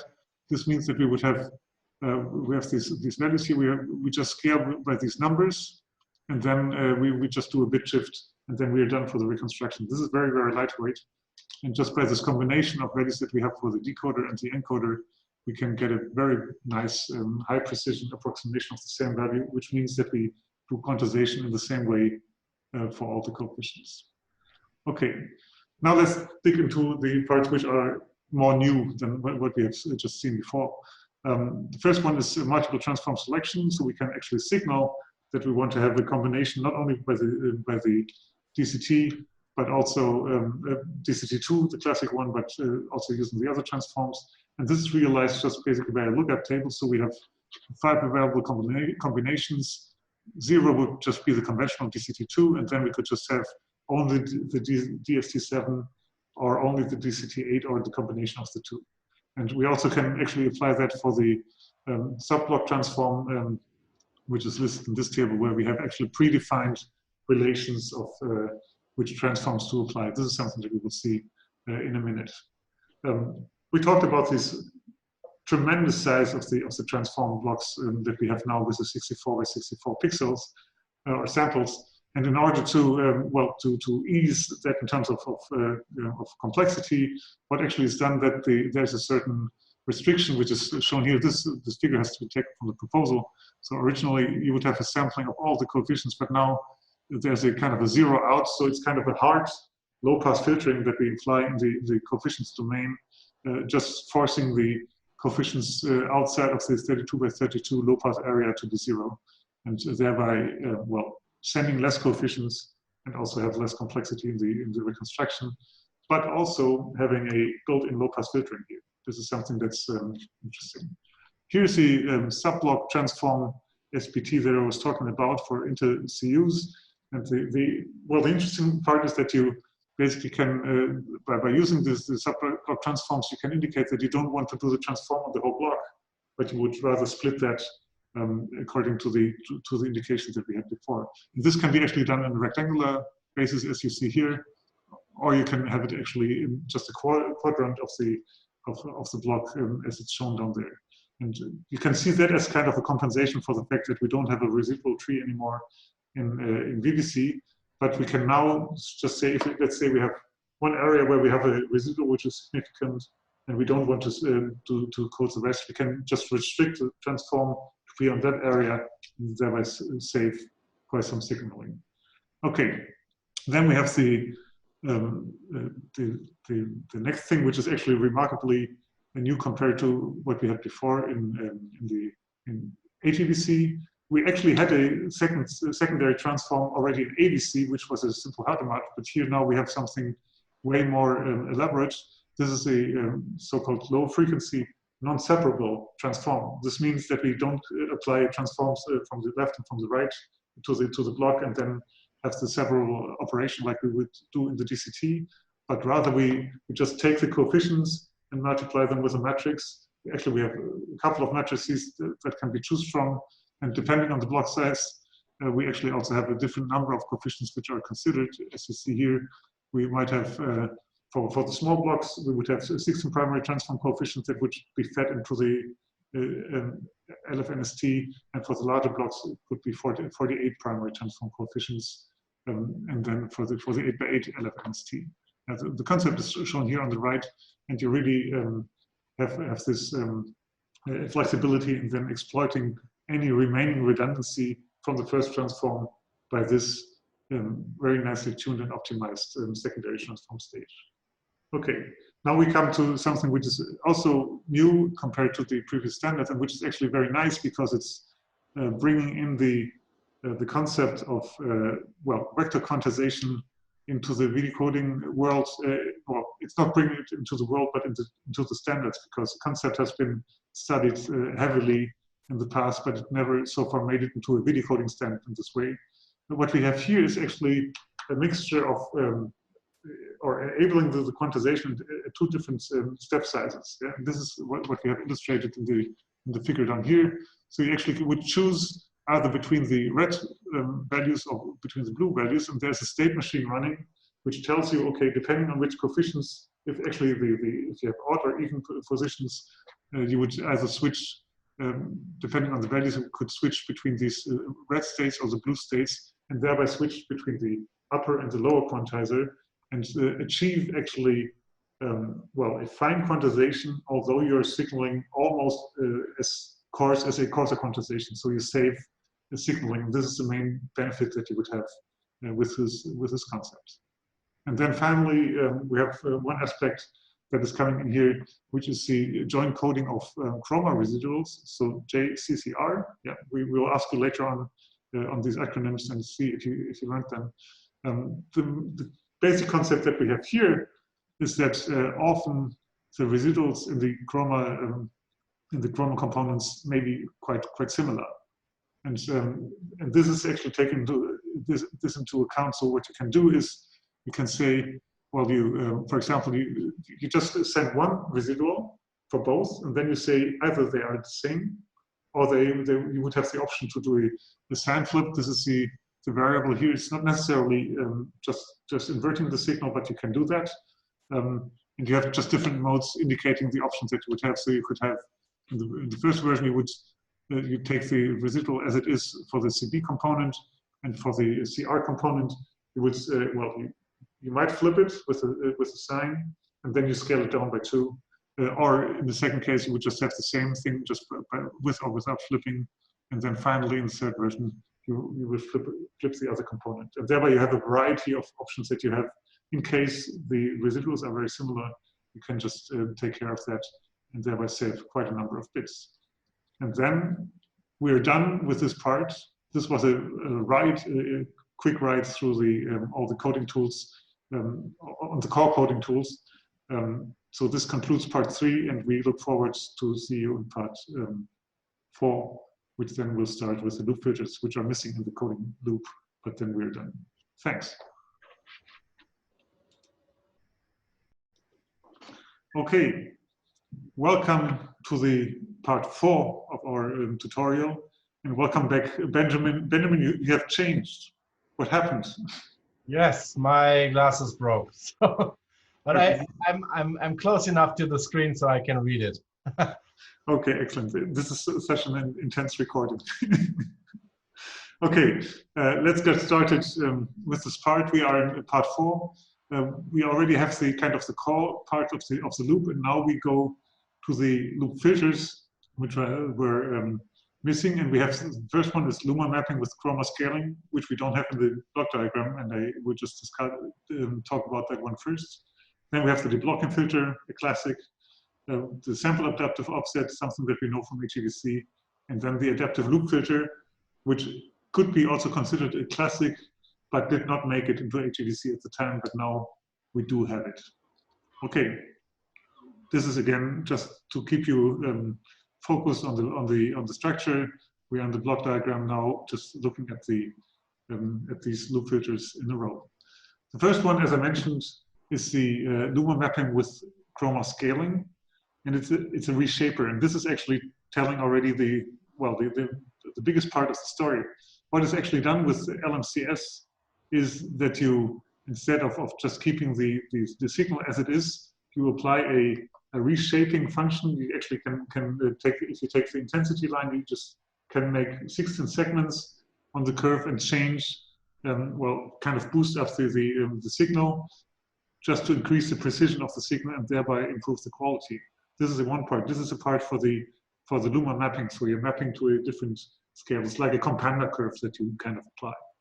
And then you can, on top of that, you can actually indicate that you want to also apply some residual scaling on the chroma, which depends on the luma.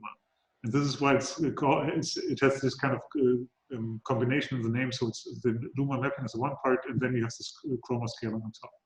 And by that, you can actually try to improve the signal and adapt to some signal characteristics.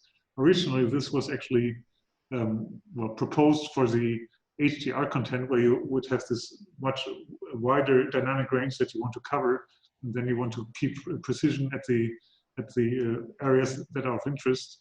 But then it turned out that it was also applicable for SDR, and that how it came into the specification. Okay, the next one is something that we are kind of used to already. This is the deblocking filter. All the operations that we have been describing in terms of prediction, in terms of transformation, are block-based. So we will have discontinuities because, like, two neighboring blocks will have won't have so much correlation at the block boundary if you have different prediction types, if you have different residuals and stuff like that. So you need to cope with that, and the deblocking filter is the core element for doing this. What is new or what is different from what we know before? Well, the operation actually now can go down to a forward-4 grid. This was actually already there in AVC, but in a not so much parallelizable or separable version. But now, so we have the forward-4 grid. Actually, when we are operating on these subblock transforms and the intra-subblock partitions. Now, if we are filtering on the subblock boundaries for like all these motion refinements that we have in the fine modes, then we actually move to the 8x8 grid, similar to what we had in HEVC. Okay, the whole design is made in a way that you would process vertical axis first, then the horizontal edges, and so you can just say, well, I first go in this direction, then I go the other. You can do thereby parallel processing because you just parallelize on the vertical lines or on the horizontal ones or however. Or you can also do it on a CTU-based processing. So this is very flexible for the implementer to just choose which is more appropriate for the current design what they have.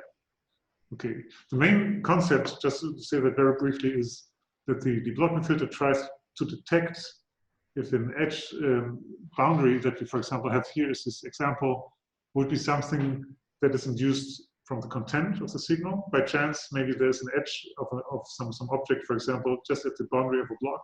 Then we don't want to deblock. Or we have a blocking artifact which comes from the fact that we have prediction and reconstruction and they diverge. So just finding that is the core element of the deblocking filter, and tuning it in the right way brings it to the right performance.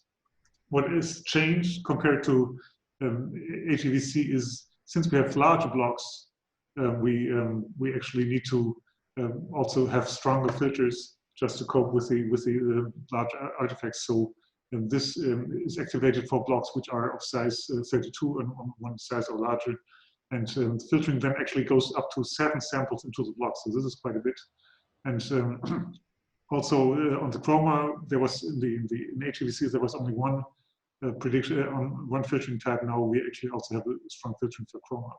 One aspect which is kind of new is the Luma adaptive deblocking, which is actually designed for HDR content. The idea is here for HDR signals, it may be that depending on the brightness of the signal, then the signal actually might be very sensitive to blocking artifacts. Yeah, so if you have extremely bright situations, you might see blocking, although just from the signal perspective, it might not be so much. So you can drive that by the Luma adaptive deblocking. You can adapt the deblocking strength to this kind of properties, taking into account actually the transfer function that has been applied when generating the signal. And so this is something that is very handy, and it can be adapted to the signal that is coded just by the content provider that encodes the signal. Okay, let's move on. Sample adaptive offset. So this is something that actually has been kind of copied from HEVC to VVC.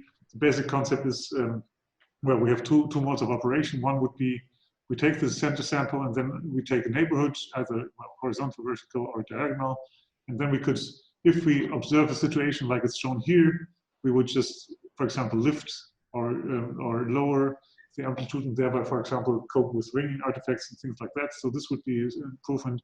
The other mode of operation is the so-called band offset, where we would have on the intensity range, we would define a transition band area where we would apply, well, an adaptation of the curve.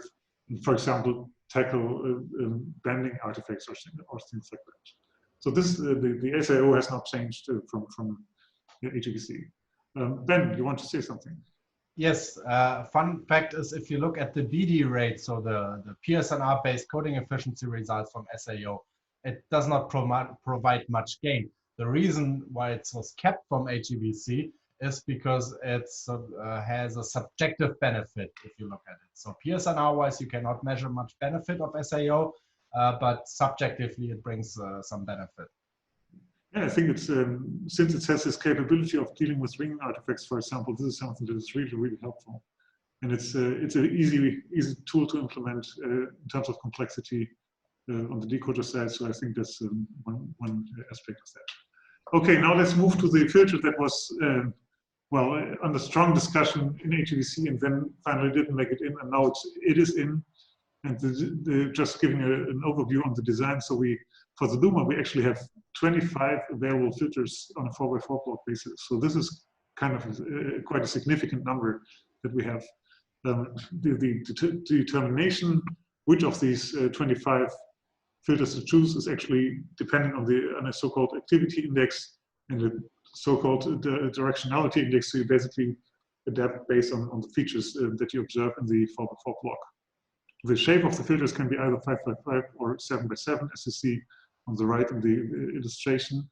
And then for chroma, it's kind of more simple, and you only have a 5x5 version without classification. So much simpler, but also at the same time, we have already stated that before, chroma signals by tendency have way less detail than the Luma. So this is kind of driven by that. And not being that enough, there are actually more options to choose from, because the filters that we have defined there can also, or can be variated geometrically by transpose or flip operations or rotation. Okay.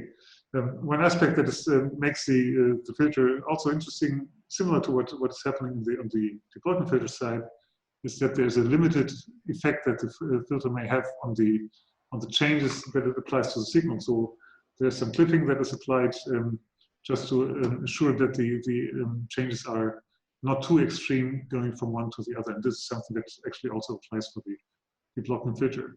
Now, if you have the 25 filters, and then you have to ask if you want to make that signal adaptive, how do you transmit those?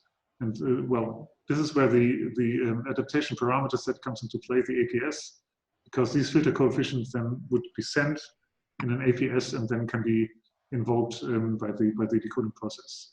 Ben, you want to say something? Yeah, one of the design goals of the APS is also the case that you would use different sets of filters within a picture in different slices, but maybe use the same set of filters across different slices, across pictures. And since you have that high variety and needs a high degree of adaptation, that new adaptation parameter set APS was introduced in VVC. Yeah, and I think this is actually something which is very cool because yeah, now you can convey information over a larger range of pictures, so you don't need to send as much, and thereby have a nice trade-off for these adaptation properties. Okay, let's move on. I think we are actually running a bit too slow, so we try to keep up. Next part is the virtual boundary processing. This is actually something that has been introduced into the specification in order to save complexity in the realization if you want to implement the decoder using a line buffer. So the line buffer would basically conceptually be in a way that you would just need to store one line of CTUs and then can do the whole decoding with this kind of memory on the chip, which is very, very lean. Okay, and so what is illustrated here is basically just this effect that because here if you have something like a so-called virtual boundary where you want to limit the complexity, and then the size of the filter is actually reduced, maybe even ending up to a single line, you know, where the filtering is applied. Okay, the last version of the adaptive loop filter then would be the cross-component adaptive loop filter. And this is something that actually comes on top of all the other loop filtering operations that we already had. And it is illustrated in this figure. So you see that you take the Luma from the Luma component, which comes out of the SAO. So before the Luma ALF, so this is basically just a complexity concern, so that you can do that in parallel. And then you have the CC ALF applied to the CB and the CR components, and just add those to the reconstructed chroma components. And conceptually, what you actually can do with this is you transfer information, like structure information, from the Luma to the chroma, and thereby try to enhance the signal. Okay, and that's it for the loop filters, and I just hand over to Benjamin for continuing. Yes, so for the entropy coding part, this is actually the same concept that we had in since H.264, where my colleagues introduced the context adaptive binary arithmetic coding. And so I won't go into much detail here, also because of the time is running. So entropy coding basically consists of a variable length or fixed length coding part. This is typically applied to the high-level syntax that we talked about in the second part of this tutorial, and an arithmetic coding, a very highly efficient arithmetic coding part that is applied to everything at the video coding layer, slice level CTUs. And so for the variable length coding, that is everything that is done in the parameter sets, the header of the slice and the NAL unit headers that are all doing these classic easy codes, easy to decode, and the more complex KBAC part is then used for the CTU. The coded sample data are really coded using this very efficient KBAC approach. The general concept, as I said, was not changed since H.264, where my colleagues introduced that. You have a syntax element It's called binary arithmetic coding. So you first need to binarize the syntax element into a string of bins. Each bin 0 or 1 comes now into the binary arithmetic coder, where it's the CA comes into play. It's the context adaptivity. So dependent on already coded data and adaptation over time of context models, which are just basically probability models, the coding engine and range adaptation in the arithmetic coder is going to be adapted. And the only thing that fundamentally, or not fundamentally, but the only thing that changed was the coding engine. So that engine in arithmetic coding, you have these range subdivisions. You code, as the name binary suggests, zeros and one. One is the most probable symbol that has the larger part of the interval, and the least probable has the other part. It's represented by a probability of the LPS and the value of the MPS. So probability and whether the MPS is 0 or 1. And the probability update model to update that probability to adapt over time.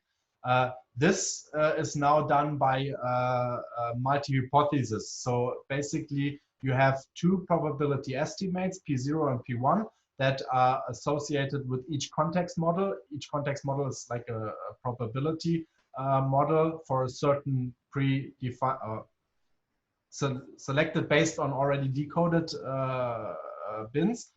And this is updated with pre-trained adaptation rates for each bin that is processed during CABEC. And the averages of these two estimates, P0 and P1, to yield an estimate that is then used for the interval subdivision in the arithmetic coding core engine. So this covers now the whole hybrid video coding concept.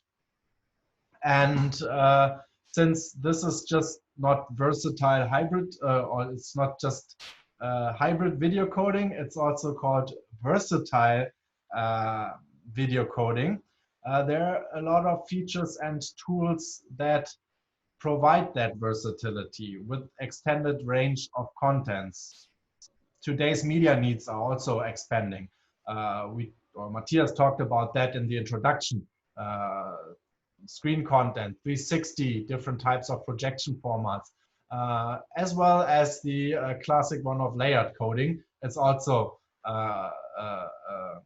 part of VVC. So let's start with screen content coding. Screen content coding, best example is what you look at right now. Screen sharing during the current COVID-19 crisis, a lot of collaboration effort. Even the finalization of VVC was done in a collaborative way, since notes were shared, documents, proposals were presented using screen sharing, and all that is screen content. Another big part, huge amount of the internet traffic is gaming, online gaming, and this is also computer-generated content.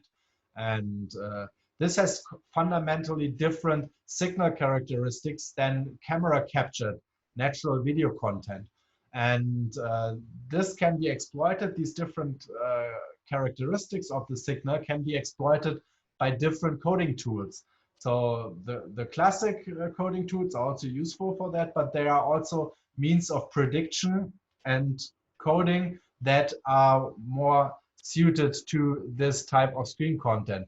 So one thing is intra-block copy. It's very simple. You just do some kind of motion compensation, but not on a reference frame, but inside the current frame. This was already introduced in the version 4 of HEVC, which is an extension also for screen content coding, but compared to IVC in HEVC version 4, the intra-block copy scheme in VVC was reduced, the complexity was reduced, and the memory requirements. So in HEVC, you were just referring to the current picture in the reference picture buffer, and now you only have a restricted area in the neighboring CTU to the left and in the current CTU. So on the right, you see the two CTUs, neighboring CTUs, where only the part that does not have an X can be referenced in the neighboring CTU.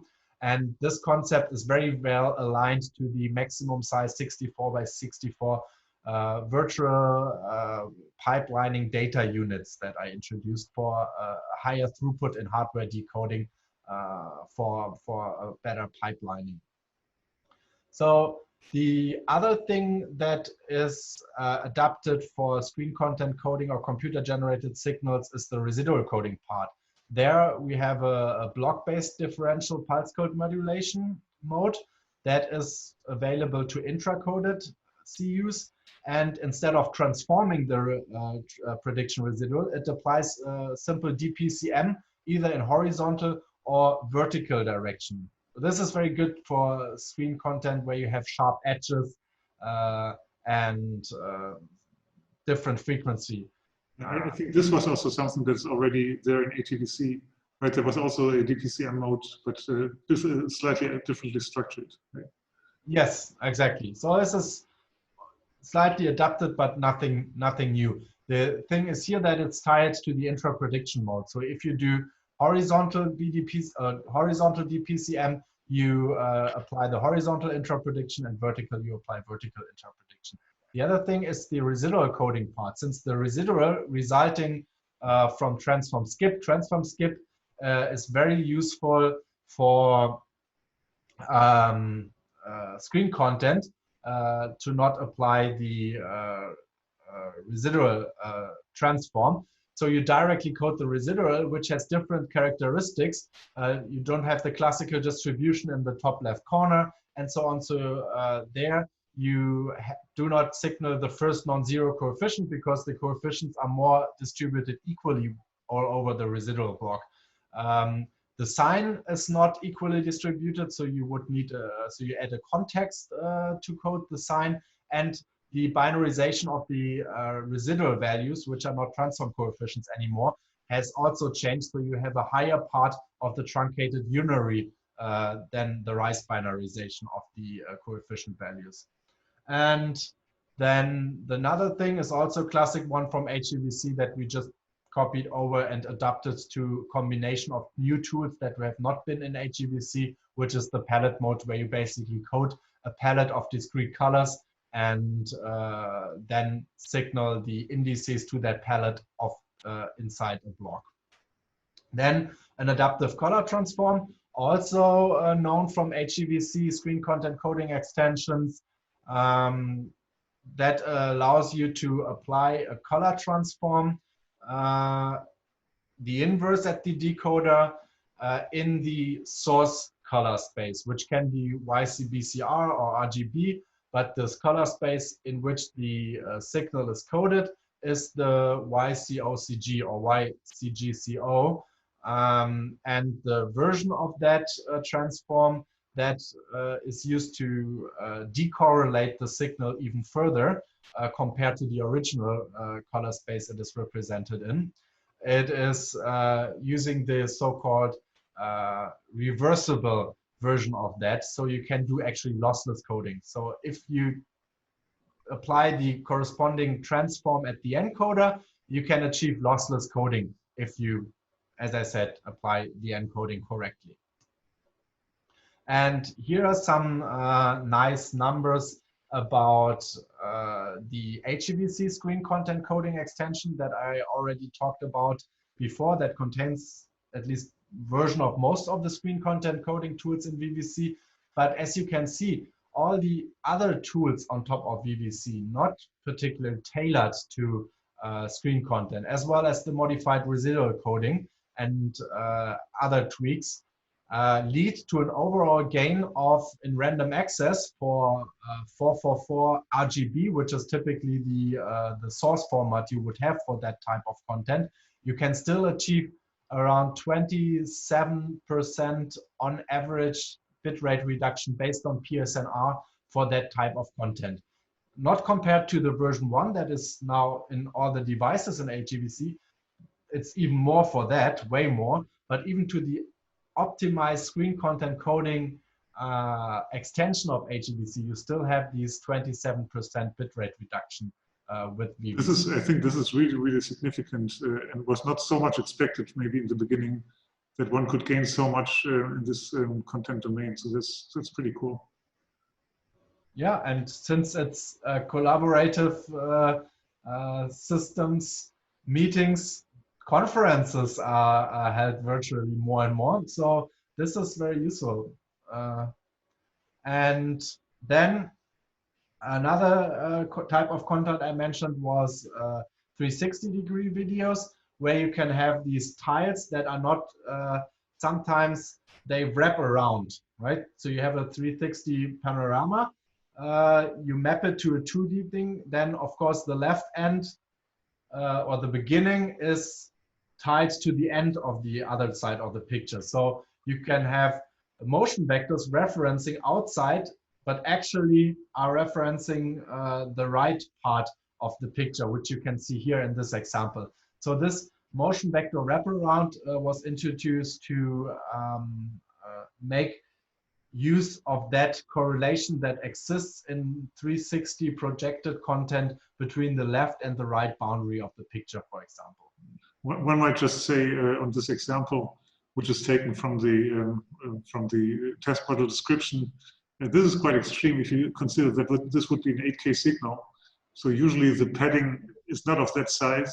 A small, something like a bunch of pixels, maybe like 8 or so, that are attached on the sides.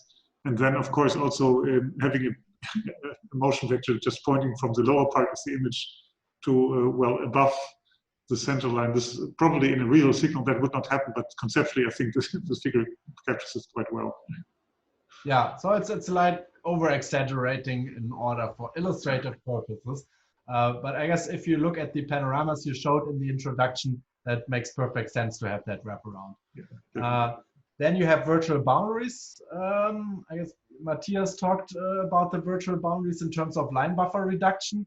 These are different virtual boundaries. So we have two types of virtual boundaries. One to make hardware processing, hardware decoding easier. The other one to come if you have these tile-based panoramas where you have discontinuities on the, so one part of the image is, or one part of this tile or subpicture is not correlated to the lower part. And then you can define these virtual boundaries, and no loop filtering is applied across virtual boundaries, because then you would smear across content that has nothing to do with each other. So you would you draw that boundary to say, let's keep that a straight edge to not mix up content. Maybe just one more thing just that came to my mind. This example is also this figure that we're showing is a good example for the reason why we actually need something like VVC with all the tools integrated, because if you do 360 coding, usually you would have the source of the light in the scene, and you see here that the sun is actually captured in the scene. So that's quite a challenge for the cameras, of course, but also for the coding scheme just to treat these kind of things in an appropriate way. Just as a sad remark. So, and the last versatility feature is layered coding. It's well known since the early beginnings of hybrid video coding. It was greatly simplified for HEVC, so you have temporal scalability already built in since HEVC in the main profile. You have spatial scalability and fidelity, so SNR scalability. That should be supported when we started the development on VVC. So also associated to layered coding is the support of coding stereo and multi-view, since you can also have different layers for different views. So this is also possible with a layered solution in VVC. The approach that was suggested to do that is a scalability that covers all that beyond the already incorporated temporal scalability, where you can switch from 100 frames per second video to 50 frames per second video by just discarding the higher temporal layers. And the spatial scalability, I talked in the second part about reference picture resampling that enables you to, in adaptive streaming, reference for interpicture prediction, reference pictures that have been part of a stream that has a different resolution already. So you already have up and down scalars built in the core codec, and these up and down scalars and scaling interpolation filters you could use exactly for spatial scalability. Then you have some features like picture marking only within each layer, and the interlayer referencing between these scalable layers all happened within one AU, which traditionally used to contain one picture. So this is containing all these variants and enhancements of one picture. And compared as an SHVC, you would do no diagonal referencing. So you stay within one layer within one AU. The mode type indication is in the VPS, which is the not VPS called anymore. That's what I see here. It's called, what is it, Matthias? Is it DCI, I think, right?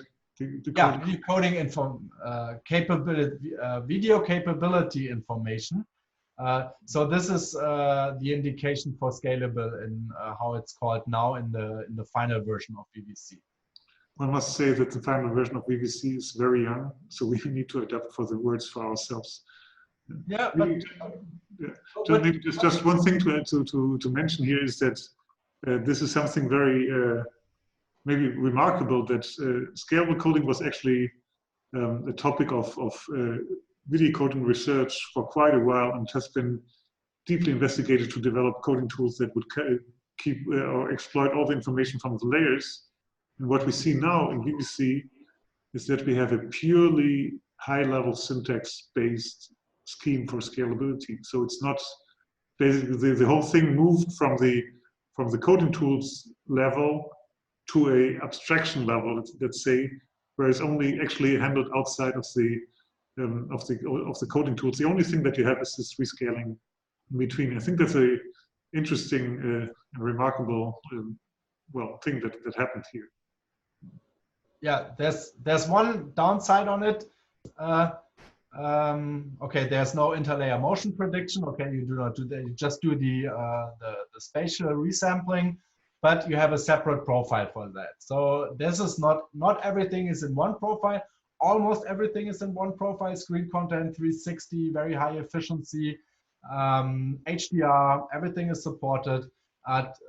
For layered coding, there is a separate multi-layer profile. So which is a little bit of high-level syntax associated for that, but this layered functionality is only offered by that separate these separate multi-layer profiles, which is main 10 and main 10.444 profile. Currently, there's for an extension there might be even still picture profiles with layered coding, but this is under discussion right now. So now we come to the performance. So we talked about all these features. We saw a little bit of BD rate gains.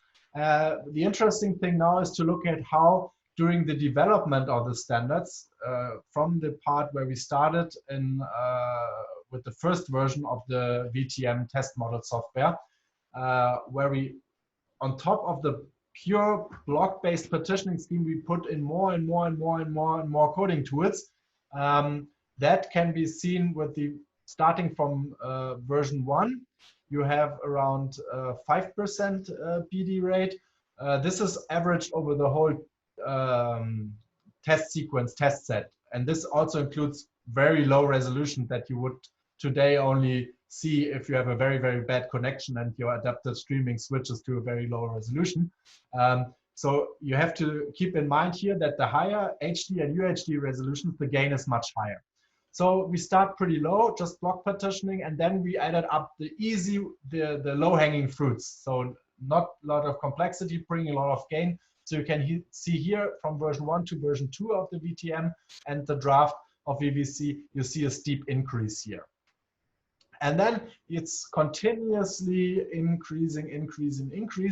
Even so for version 8, you have even a slight decrease, but this is then always due to some complexity reduction. So a lot of complexity was reduced by then, so that also costs a little bit of coding efficiency. But at the end, with version 9, we ended up having overall PSNR-based 25% savings, which is for higher resolutions where the VVC codec is targeted on.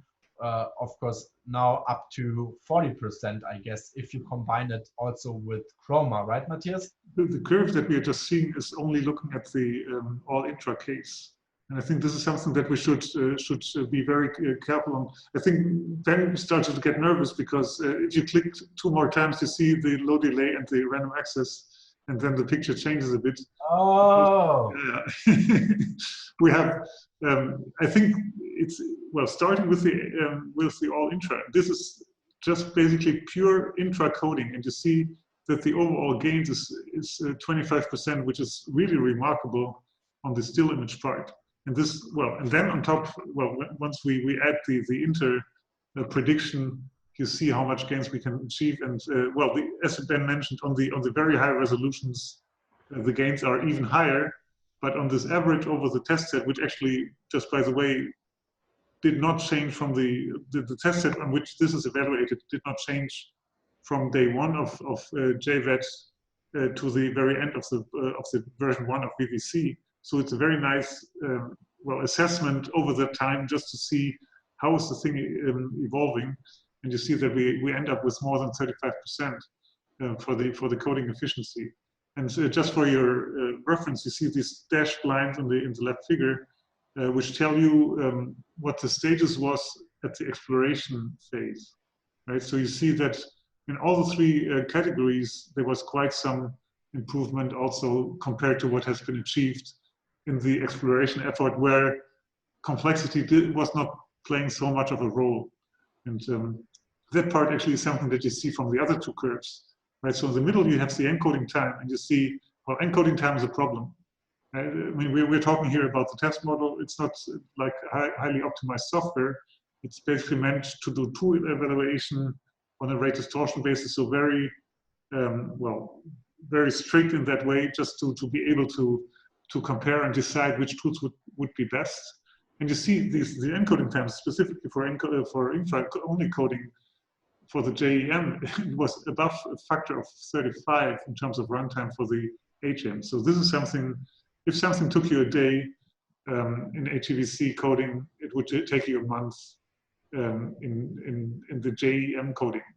And you see, well, intra is always, because you have all these options, it's always quite complex, but you can also see that the encoding effort is relatively moderate compared to what's the amount of tools that we have available, right? Just think of the sheer options that you have for intra prediction and for inter prediction, and still the encoding time, well, it's a factor of 10 for the reference model.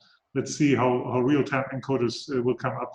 And I think that things like that will come up very soon. What is maybe quite interesting is that the decoding time only went up to a factor of 2 compared to HEVC. And this is, I think, a very, very good sign. So the implementation of the decoders, for example, on mobile devices, should be something which is complexity-wise quite bearable. So this is, I think, it's really an enabler for this coding scheme, because it comes for relatively cheap. And if you now think of the efficiency gain that you get by the transmission, and then trade that, well, so you save something in the bandwidth in the transmission, so that your radio part of your mobile device will need to do less, and the decoder only, well, loosely increases a little bit. So I think this is a very, very positive signal for the overall scheme. I think it's this is actually quite great as a result. So I think we can say we are happy to see that. Yeah, thanks, Matthias. That was a good one. As you can see, the 2 weeks of long night meetings to finalize VVC version 1, it's taking its toll on me. So now it all makes sense. Thanks, Matthias. And you can also see that the lean approach to start with a small set of tools and then add up, carefully considering the complexity as well as a strong involvement of hardware manufacturers, is also making a very lean decoder, which is important for integration in all the devices. Just to mention, if you look at these numbers for the version 1 of the VTM, you got something like 4% of gain for basically the same coding complexity, and the decoding was even faster than for the HM. Yeah, so this is something very nice, and from there it's really carefully always considering the complexity, carefully investigating the gain that it brings. The whole design was basically brought up in a step-by-step basis. I think that was a very sound approach that led to nice results. Yes, and since you mentioned optimized implementations, stay tuned. In September, we will announce something that is at least from a decoding and encoding time way ahead than you can see here, while keeping the same reference. So in September, just follow what HHI is announcing. And the other thing, while Mathias was super busy the latest time, was verification test assessment. So maybe you can talk a little bit about this one. Yeah, okay, thanks.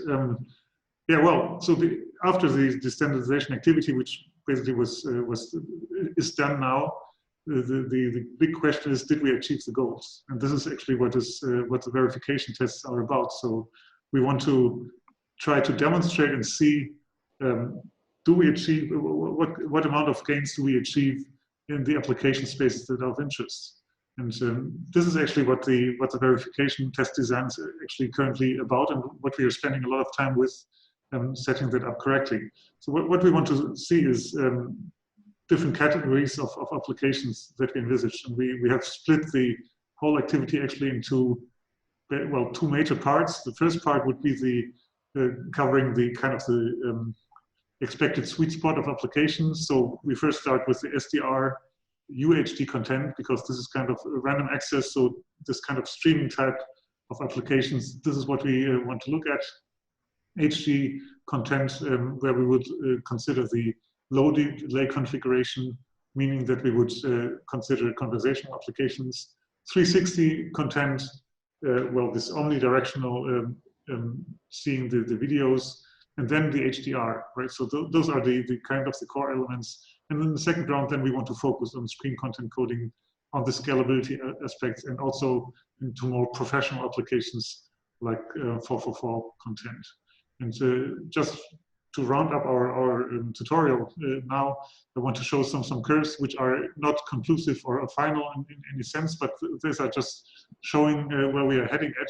Those are very fresh results from some dry run tests that we did in the context of the preparations for the verification tests on SDR UHD content.